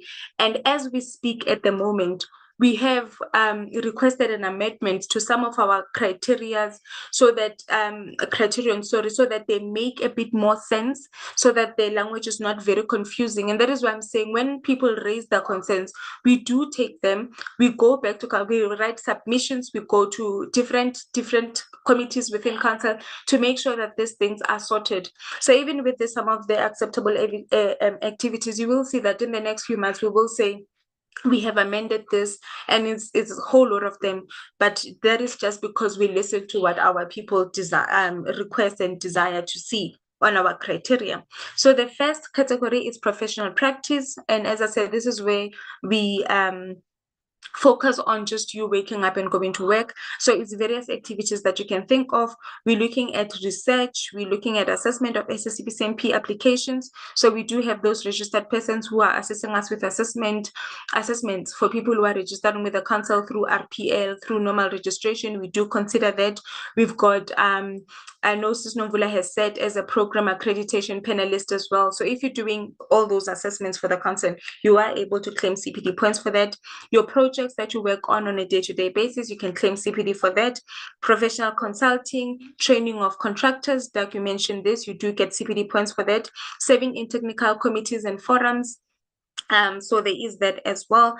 Research supervision, site audits, and if you wrote a chapter or a book, you can get CPD points for that. If you're an external examiner for the SACPCMP, if you are delivering lectures, if you do toolbox talks, and also health and safety site inductions. Health and safety site inductions went there before. It was one of those things where our registered persons weren't happy with it, and we asked that we include that. So in terms of the acceptable evidence, so it is very important for you to know what is acceptable as evidence. And this is where also a lot of people get it wrong, because when it comes to evidence, anything and everything can be an evidence. But what we require, and this is also based on the advice, for example, from our auditors, where they say you need to have some controls, because if you don't have controls, then it's going to be easy for people to defraud the system. It's going to be easier for people to have corruption, and then it's also going to be it's possible for you as administrators not to agree on certain things because we don't have control. So for example, and I usually make this example because it's easier. When you attend a conference, let me say it's an SACPCMP conference, chances are Kucho will be there. And most of the time when we've got these conferences, we get to see the people. I mean, I've seen, for example, Ian Sutherland's name, I've seen it so many times, but I've never seen him in person. So when we go to conference, you're able to say, oh, Kucho, oh, Ian, and then we meet and we talk, and I'm able to sort out your queries. So that is evidence that you attended the conference, but it's not something that you can submit. You can't say I had a conversation with Kucho, then that is evidence. You might have taken a picture with our president or with the registrar. That is evidence, but unfortunately it is not something that we can accept as evidence. So somehow as the council, we need to have controls, and that is where we have to say, okay, if you attended a conference, what do we require as evidence? Because if we don't have one or two documents that we can accept as evidence, then people will submit different things. Someone will submit a parking ticket from Empire's Palace and say, this is a parking ticket on the day of the conference. This is proof that you attended. And indeed, it is proof that you attended. But somehow, as the council, we need to have control. And that is why we will say, do activities in different ways and in different formats. But what is even more important is what are you going to submit as acceptable evidence? Because if you're giving us something and it's not part of the acceptable evidence, unfortunately, we won't be able to accept it. And that is because we are just trying to be diverse, but it's because we are supposed to have controls to avoid risks as per the auditor's guidelines as well, so that we can have clean audits. And also this is to make sure that the people who are eventually considered compliant, they were not because Kujo felt like they were compliant, but because they met the requirements as per the policy, as per the criteria.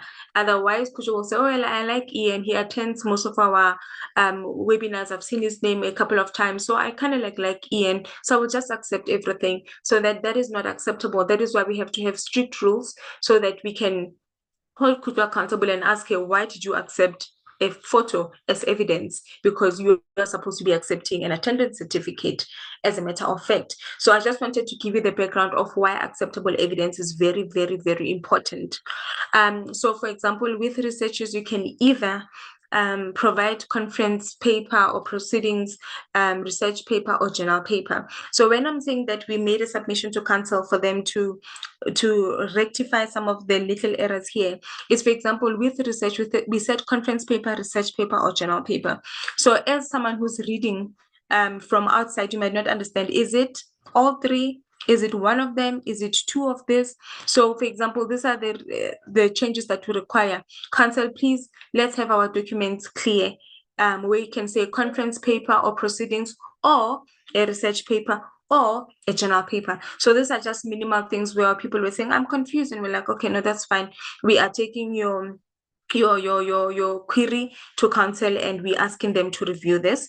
And then the assessment of SACPCMP applications, we also said the report on number of application assessed, report on number of interviews conducted, and the above will be verified internally. One of the requests we've made to council here is that they give us a template, because when we say report, people don't know, am I supposed to develop this report? What kind of a report am I supposed to submit? So we requested council to include a template, and we've given them an example of a template that we can use.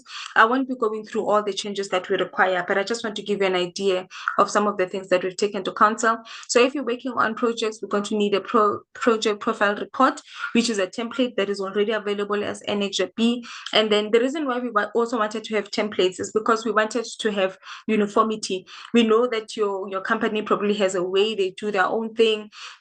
And every company has their own way, they're doing their own reports, they've got their different templates, but we wanted uniformity because some of your templates might lack some of the things that we're going to need to verify.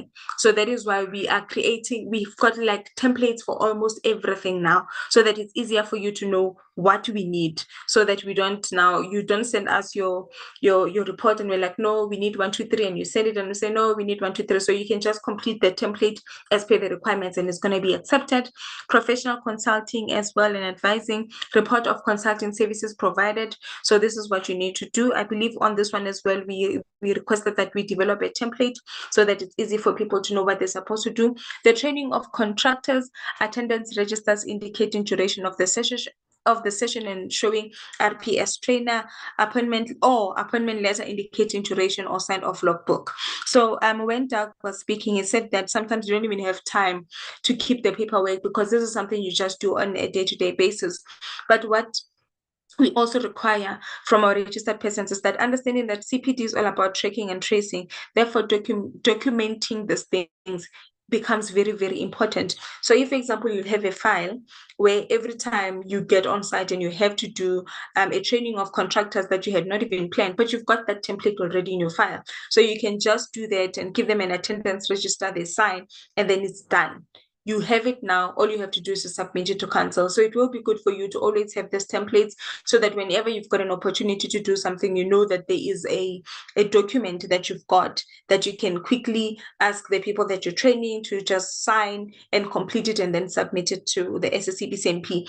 Yes, it is extra work, but unfortunately we have to have controls, because if you are just telling us that I am training contractors and we just take your word for it, then we are not being a very good regulator. So at least when we see that this is actually an attendance register, as you can see, we've got all the different signatures and we've got the names. And with some of the templates, we even have a box at the bottom where the project manager of that project can sign off with contactable reference. So we try to make it a bit strict in a way that it's not easy for people to just lie on paper, because it's possible for people to lie on paper, but we also try to make it a bit difficult because we need people to sign, we need a project manager to sign off, we need a client to do certain things. But you will see all those templates, and even the ones that we're going to be developing soon, you will have all of those.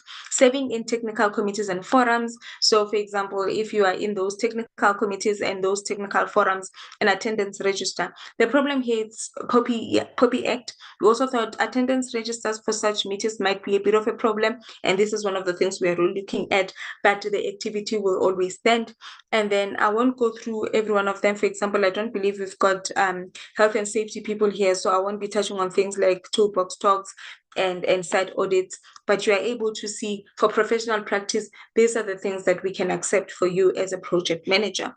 And then now we go into personal development. This is where I said you might need to attend some courses here and there, and just make sure that those courses and conferences that you attend, they are at least SACPCMP validated, or they are being recognized by our providers. For example, our voluntary association. Ms. Nomvula did mention that some of our voluntary association, they do have those CPD validation systems. So just make sure that it's either VA or SACPCMP validated, but also ETQA. So make sure that it is a SACPA registered course. There are so many fly-by-nights training providers in South Africa, and also with the technology, I can develop a PhD for myself right now within 5 minutes just using AI. So in order for us to make sure that we just don't accept qualifications of people who generated them on the system, we also need to make sure that they're SACPA accredited, so we are able to do the verification with SACPA if it is a legitimate certificate. And if it's not, at least let it be an SACPCMP validated one, so that we will be able to check and see, okay, we've done the validation. And maybe let me explain an SACPCMP validation, what it means. If something has been SACPCMP validated, we mean that it has been assessed. Because as I'm saying, we've got a lot of fly-by-nights and we have to have controls in place. So going through SACPA is a lengthy process, it's quite expensive. So not every service provider can afford to do that. SACPCMP validations are much quicker and are much cheaper. But what we do as well is that we don't do the assessment ourselves. We have external assessors who are qualified, who we now, if, for example, ACPM wants to do an event and they want it to be SACPCMP validated, they give us so many documents. Sis Novula always goes crazy with all the requirements that we need from her. And she has to give us everything, so that now once we've got everything, we're going to be sending all this to the assessor. The assessor is going to be looking at the topics that will be covered. They're going to be looking at the required venue. Is it conducive for what will be happening on that day? The assessor will even check, are the fees, fair? Is it fair to pay 6,000 rand for such a course, for such a conference? So the assessors check all those things, and the assessors always come back and say, well, we approve, but no, this activity shouldn't take 1 day. It's information overload. The event should take 2 days, or sometimes the assessor will say, no, actually this event shouldn't be for 5 days. We just feeling like the service provider is dragging it so that it's becoming more expensive. This information can be covered within 3 days. So the validation, the SACPCMP validation means this thing was thoroughly checked and assessed. So by the time we say go for it, it's because we've done the checkings. So if you're giving us a certificate of a training provider that we don't know if it really happened, we don't know who was the facilitator even know what they were doing, because we require their qualifications, we require their CVs. So there's a lot of things that we check before it is SACPCMP validated. So if it's not SACPCMP validated, it's not easy for us to accept. So that is why you must make sure that it is SACPCMP validated, or at least it was checked by a SETA or SAQA. All right, so in terms of personal development, we require a certificate of attendance for most of them, or an attendance register. Like I said, with attendance registers, we're still looking at that, because it could be a bit of an infringement on POPIA. And then also we've got mentoring and coaching. So this mentoring and coaching is different from the mentorship category, because we're also looking at where you are being mentored. So if you are being mentored as a registered professional by someone, you can also claim that as a CPD activity under personal development, because if you are being mentored, then you are growing. And then academic studies, as I said, a qualification, a formal qualification that you will do with the UCT, we will definitely consider that. And also activities that are done by our voluntary association. As I said, we are in a process of drafting MOU with our voluntary association. So most of their activities will definitely be SACPCMP validated, but always check. It's not every activity. Like even with this one, it is just an information session. So we don't have an SACPCMP validation. So make sure before you attend an event, you know if it's SACPCMP validated or not. And then we've got mentorship. And then with mentorship, we've got mentoring of candidates. And then we've got mentorship of learners through a WIL program, work integrated learning program. We've got informal mentoring of staff on the job. This one will speak to people like Doug, who don't have candidates, but you mentor different kind of people on a day-to-day basis. Informal mentoring of staff on the job will definitely work for you. We also have community mentoring. We do have those registered persons who've got a passion for community, who always are going to the rural areas and doing some mentorship programs. We do consider that as well. And also participation in Adopt a School program, where we focus on science and mathematics students from high school. So we do have various activities, but what is acceptable evidence? The mentoring of candidates, we need their logbook. So you know that when you're mentoring a candidate, they need to keep a logbook, and then you can give us that. But you can also have a signed commitment and undertaking form that we do have as the SACPCMP. I believe this is one of the documents that we will send to you. And then sometimes in your company, if you're working for a big company, they do have some students or some candidates that come in through the work integrated learning opportunities. So please do consider that as well. And also, if, for example, you are doing it via the company or via the university, just make sure that you know what is acceptable as evidence, which is a letter of confirmation by employer.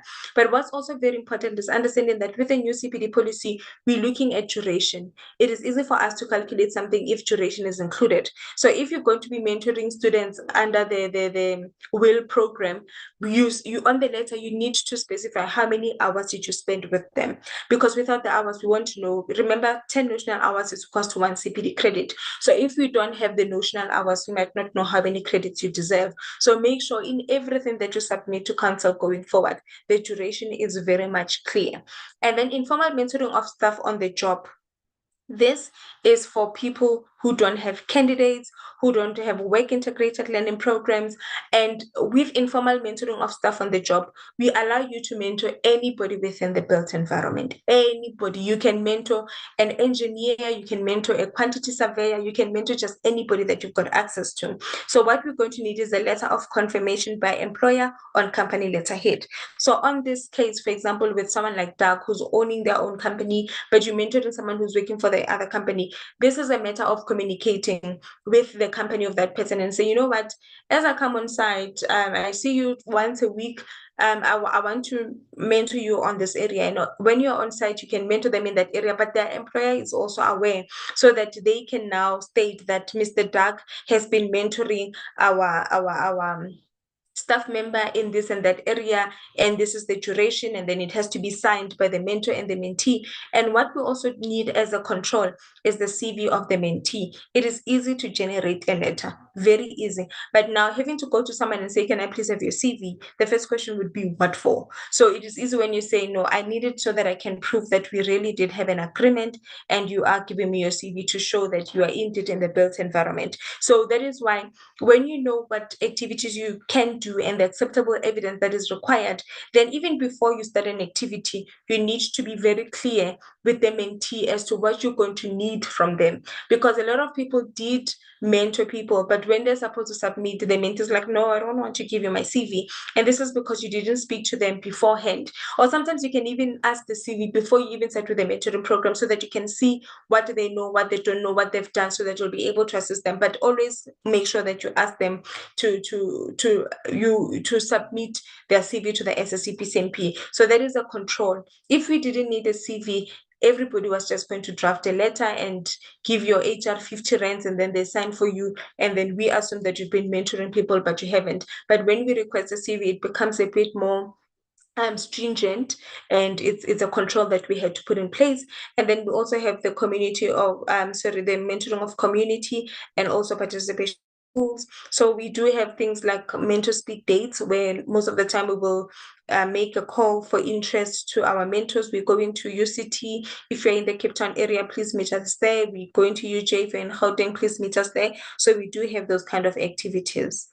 I think the last two mistakes there, so I'm just going to skip. And then public policy priority issues, we're looking at government briefing, and we're also looking at short courses, workshop, accredited conference. And with this one as well, we are looking at, for example, attendance register, certificates of attendance. So if you attend any of this, where we're talking about things that have priority interest in terms of technology, legislation, regulation, ideas, if you attend any of those things, I made an example with BEAM, Agrima events can be part of them. PMI courses are part of them. So anything that has to do with the built environment that is going to make you understand the industry better in a technical way, then those are the ones that we consider under the PI. And government briefings, they're usually free, and it's sometimes very difficult to get those attendance registers. We reckon that, and that is one of the things we want to review. But in terms of all of them, most of them, you should be able to get your attendance certificate at the end of the event. All right. So now, common mistakes that people make, I won't go into this, but I think number 6 is number 5 and 6, duration needs to be specified in hours format. This is very, very, very important. So make sure that in every document, there's duration in hours, so that it's easy for us to calculate the credits for you. And number 6, make sure that the course is accredited by a relevant ETQA or the SACPCMP, because anything that is not will not be accepted. And then what is the CPD portal? So I'm just going to go into this as well. So we've got what we call a CPD portal, and a CPD portal, that's where you have your registration, so your profile, that's where you get your annual certificate, that's where you pay your annual fees, but you can also do CPD there. So the CPD portal is a system-based management of your CPD activities and records. So you're able to go there and submit your things and also be able to check your progress, because you are able to download your statement. So you can manage and upload your CPD activities. You can track your CPD progress, and that is also how we are able to track your progress as the council. And you can also purchase CPD bundles. So how do you load your CPD activities? So you go onto your profile. Normally you would go to your dashboard for most of the things, but in terms of CPD, you go to the CPD tab, and then you go to where it says add hours, and then you add your own CPD records, and then you click on CPD record. And for those who are compliant and they've moved to the new CPD cycle, you are able to go to archived and see your previous records. So now we focus on the current one, and then we've got awaiting approval and awaiting remediation, rejected and statement. Let me just explain this, but I know there are some slides that will speak on this later on. So awaiting approval. So after you've submitted, they will come under awaiting approval. It means that we haven't looked at it as yet. If it is under awaiting remediation, it means that you submitted what is correct, but something was missing. So for example, you would have submitted a toolbox talk template, but it was not signed at the bottom, something like that, or the duration was not clear. So normally under awaiting remediation, we do leave a comment showing you what you need to fix. So fix that and then resubmit. And then rejected means that you submitted something that we can never accept, like under no circumstances. For example, when you send a picture of yourself and put you at the conference as proof that you attended the conference, we just reject because we can't accept that.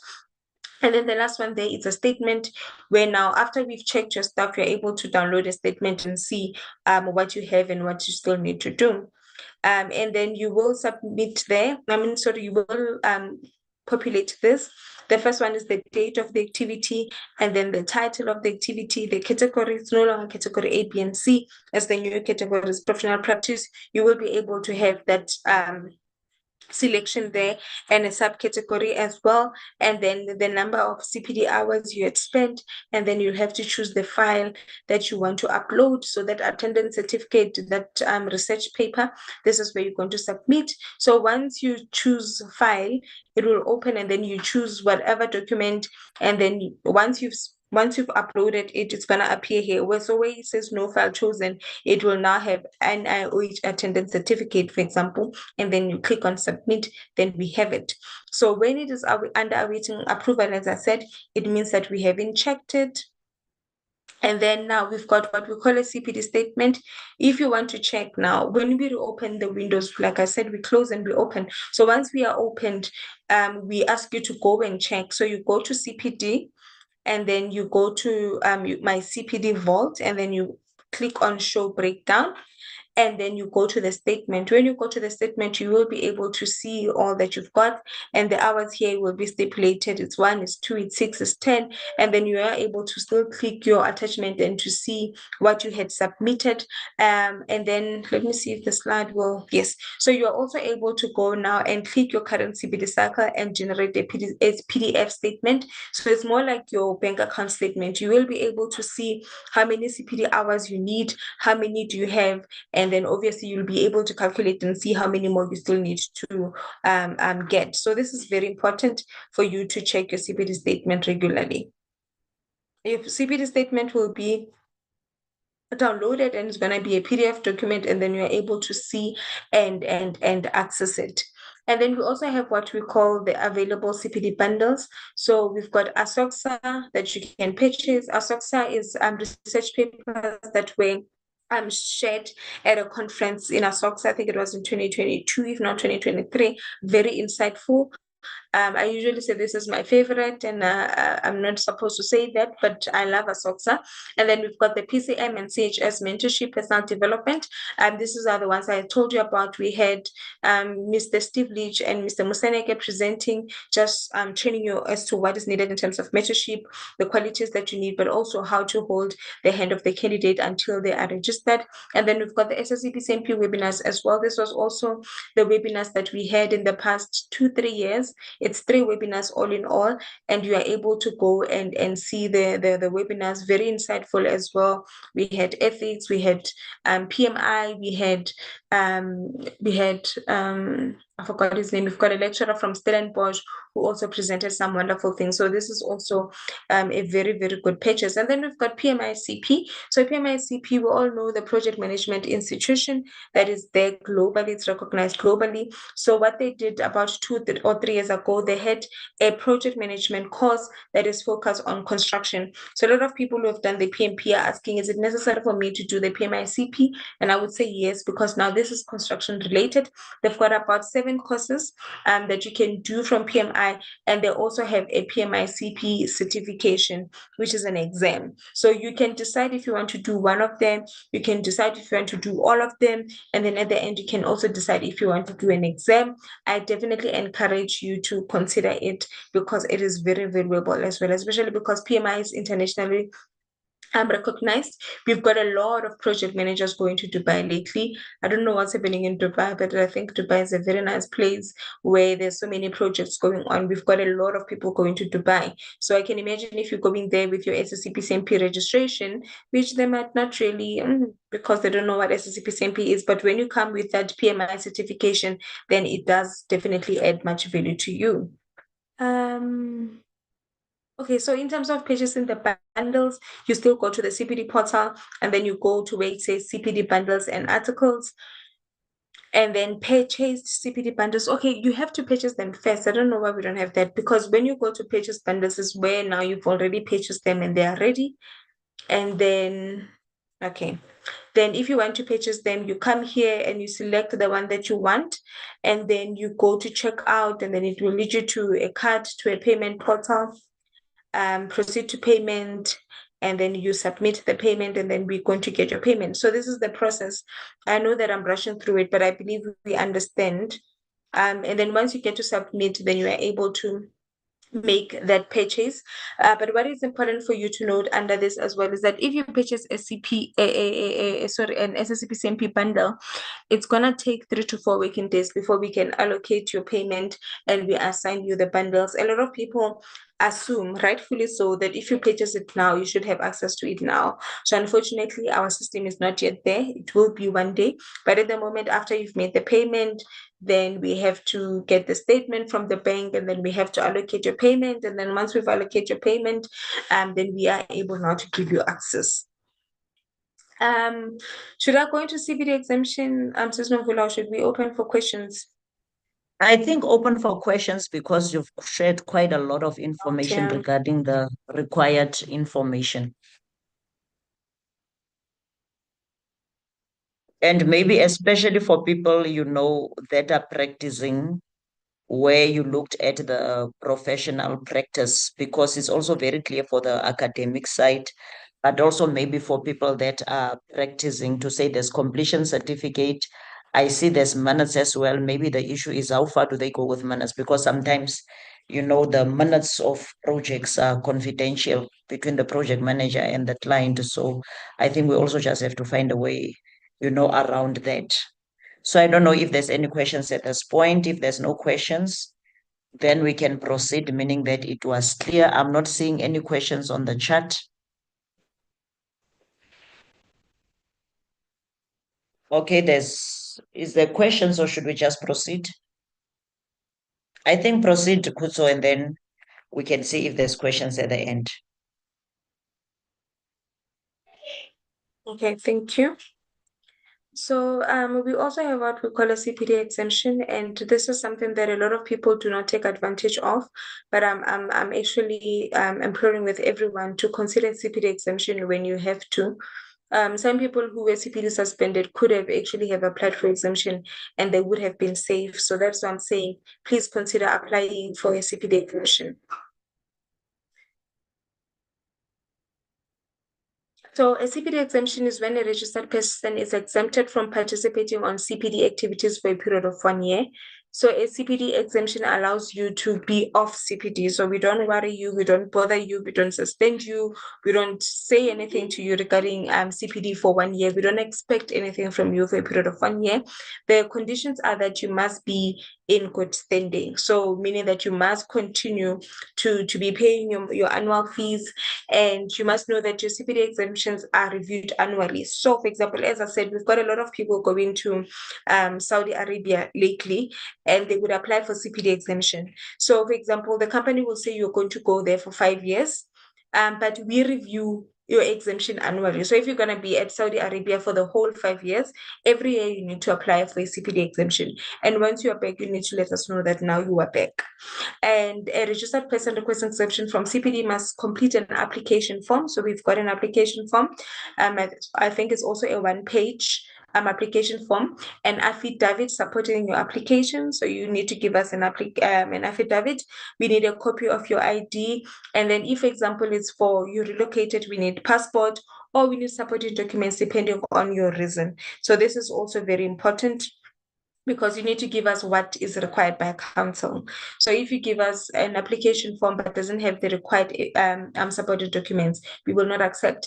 And I just keep on saying this because I just need you to understand that we've got auditors, and we're being audited even right now as CPD. So it's a moment of sweating, because they're going to ask you, why did you allow this person to be exempted? So that is why sometimes we come as very strict people to our registered persons, but that is because we are also abiding to very strict a very strict standard as the council. And I think it's commendable. Yes, it's not nice to enforce it, but it's commendable, because we're making sure that we tighten all the loose ends. And then the CPD exemption, you can apply for it if you are retired. So if you're here and you are above 65, you are in your retirement age, but you still want to keep your registration, consider a CPD exemption. And for retired people also, there's a discount somewhere. Finance will definitely advise on this, but I know there is a retirement discount as well. So you don't pay your full annual fees. So consider it if you are in that age group. And also temporary withdrawal from professional practice. So if for whatever reason you need to withdraw temporarily from the profession, but you want to keep your registration because you are going to come back, please consider an exemption. And as well, extended leave due to illnesses or relocation. So if you're moving to a different country for whatever reason, it doesn't even have to be work related. If you are relocating to a different country for whatever reason, consider a CPD exemption. And if you are sick or having an illness, we've got people, for example, who got injured at work and they couldn't work for a long period of time, please consider it. But it doesn't even have to be a work-related injury. Sometimes it's an accident that you got when you're going to a wedding. It's okay. Just because you can't go to work due to an illness, please do let us know and get that CPD exemption. So these are the supporting documents. Like I said, we are very strict. If we require a letter or certificate from the company indicating retirement, or a pension card or pension letter, unfortunately, that is what we need to, that's what you need to submit, and that's what we're going to accept. So we do have all the acceptable documents and the supporting documents that are required. So please do consider applying for exemption if you do qualify. What is important is that sometimes we know, sometimes you might not have the required evidence. And I'm saying, if you do not have, still apply and let us know. The only difference between people who do not have the required stuff is that as administrators, we can't make that determination. But we can escalate and take it to the executives. We can take it to council to determine if what you have can be accepted. So don't lose heart because you don't have a letter from the company because you're working for your own company, or you don't have a pension card or a letter from a pension fund because you didn't have a retirement thing. I forgot what it's called. If you don't have any of those, please do not lose heart. Submit what you have, and then we will take it to council for consideration. So also retrenchment notice on company letterhead, the UIF certificate. We also have people who were retrenched by the company, or maybe the company was liquidated and they don't have any of this. They don't have a retrenchment notice, and you go to UIF and they tell you your company is not be paying UIF. The company just closed. They didn't even give you a company closure notice. Still come. Let's see what we can do. We will definitely take it to council for consideration. And if it's illness, we're going to need a doctor's or medical practitioner report. And then if it's relocation, we are going to need to see those documents and immigration papers and all that. So what is also different now is that we're going to have a full exemption and a partial exemption. A full exemption is applicable to everybody else who is taking a break from the industry for whatever reason. But when it comes to people who are retired, we are giving you a partial exemption. And you still have to comply with mentorship activity. So you only have to do one category if you're retired, which is mentorship. And this is because we value our elders. We know that there is so much wisdom with your gray hair. And that is why we're saying before you disappear completely, because we know that at some point you're going to retire completely. We just asking that before you leave the industry, please impart your knowledge in as many young people as possible. It doesn't even have to be young people. It could be people in their 40s or in their 50s, but who will find your information very, very valid. So as a retired professional, just know that you're going to get a partial exemption. Then we are done. I've already touched on this. So I think we can go back to the questions and the polls. Thank you. Let's just finish off the polls and then we'll go to the questions. There's the second one. Can you kindly continue?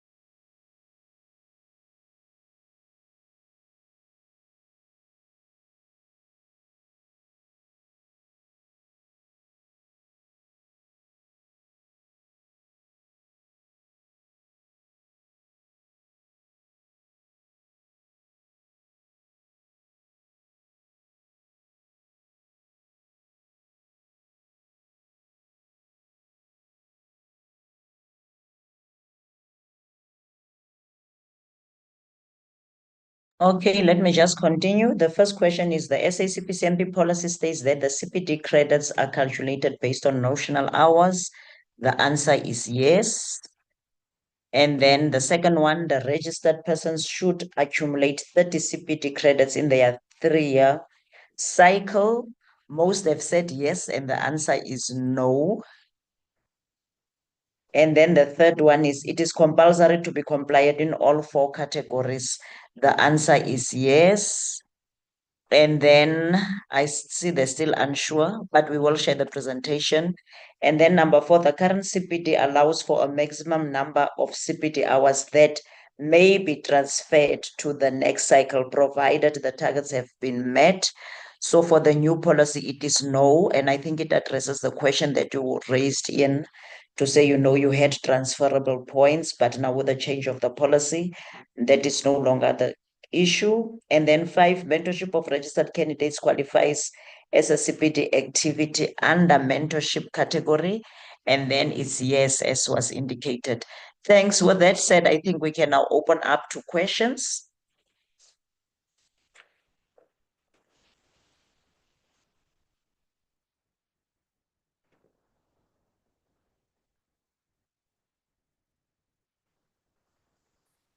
Was I even on? Any Yes, questions? yeah, we heard you. You were on. Okay. Do we have any questions or closing remarks? And thank you very much for the inputs. We are going to send this presentation now, and then the relevant links that has the forms that Ukutso referred to. And I will just further check with her if there's any further maybe links that she wants to include, on the email before I set it out today still. So if there's no further questions, with that said, we conclude the session. Thank you very much for the attendance and sticking right to the end.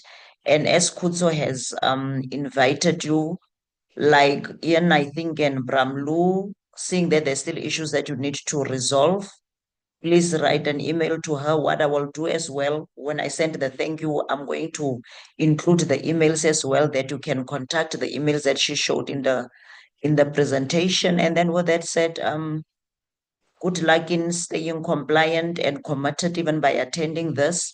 And also from the side of the ACPM, watch the space. There is some review of how we do things when it comes to CPD that will happen, because as a VA, it's our responsibility as well to ensure that we help our members to stay compliant and we make it quite easy. So I did take some quite good pointers from the session. With that said, thank you very much. I would like to then ask Kutso if you have any last remarks, and then we can close the session. Thank you so much. Thank you so much, Sis Nomvula. I've been trying to stop myself from calling you Sis Nomvula because that's what I call you most of the time. No problem. Yeah, but thank you so much for the invitation. We really do appreciate this. I think let's do it again next time. And to everyone who still feel a bit aggrieved by the process that took place, please do reach out to me, and then we will definitely investigate and see how we can make you whole, only if it is applicable and possible, but we'll definitely look into your issues. But thank you so much. And also for the valuable points, we will look into the relationship that the Council of Quantity Surveyors has with ASACs, and see if it is something that we can also copy and paste in terms of the way we deal with our voluntary association. And I know ACPM is doing a lot of things in terms of candidacy and mentorship, and we will definitely love to partner with you as well on that. So let's make this thing work. I think it's possible, and this kind of engagements really do open our eyes. So thank you so much once again, and everybody have a lovely day. Okay. Thank you. Cheers, guys. Thank you, everyone. Thank you. Bye. Thank you.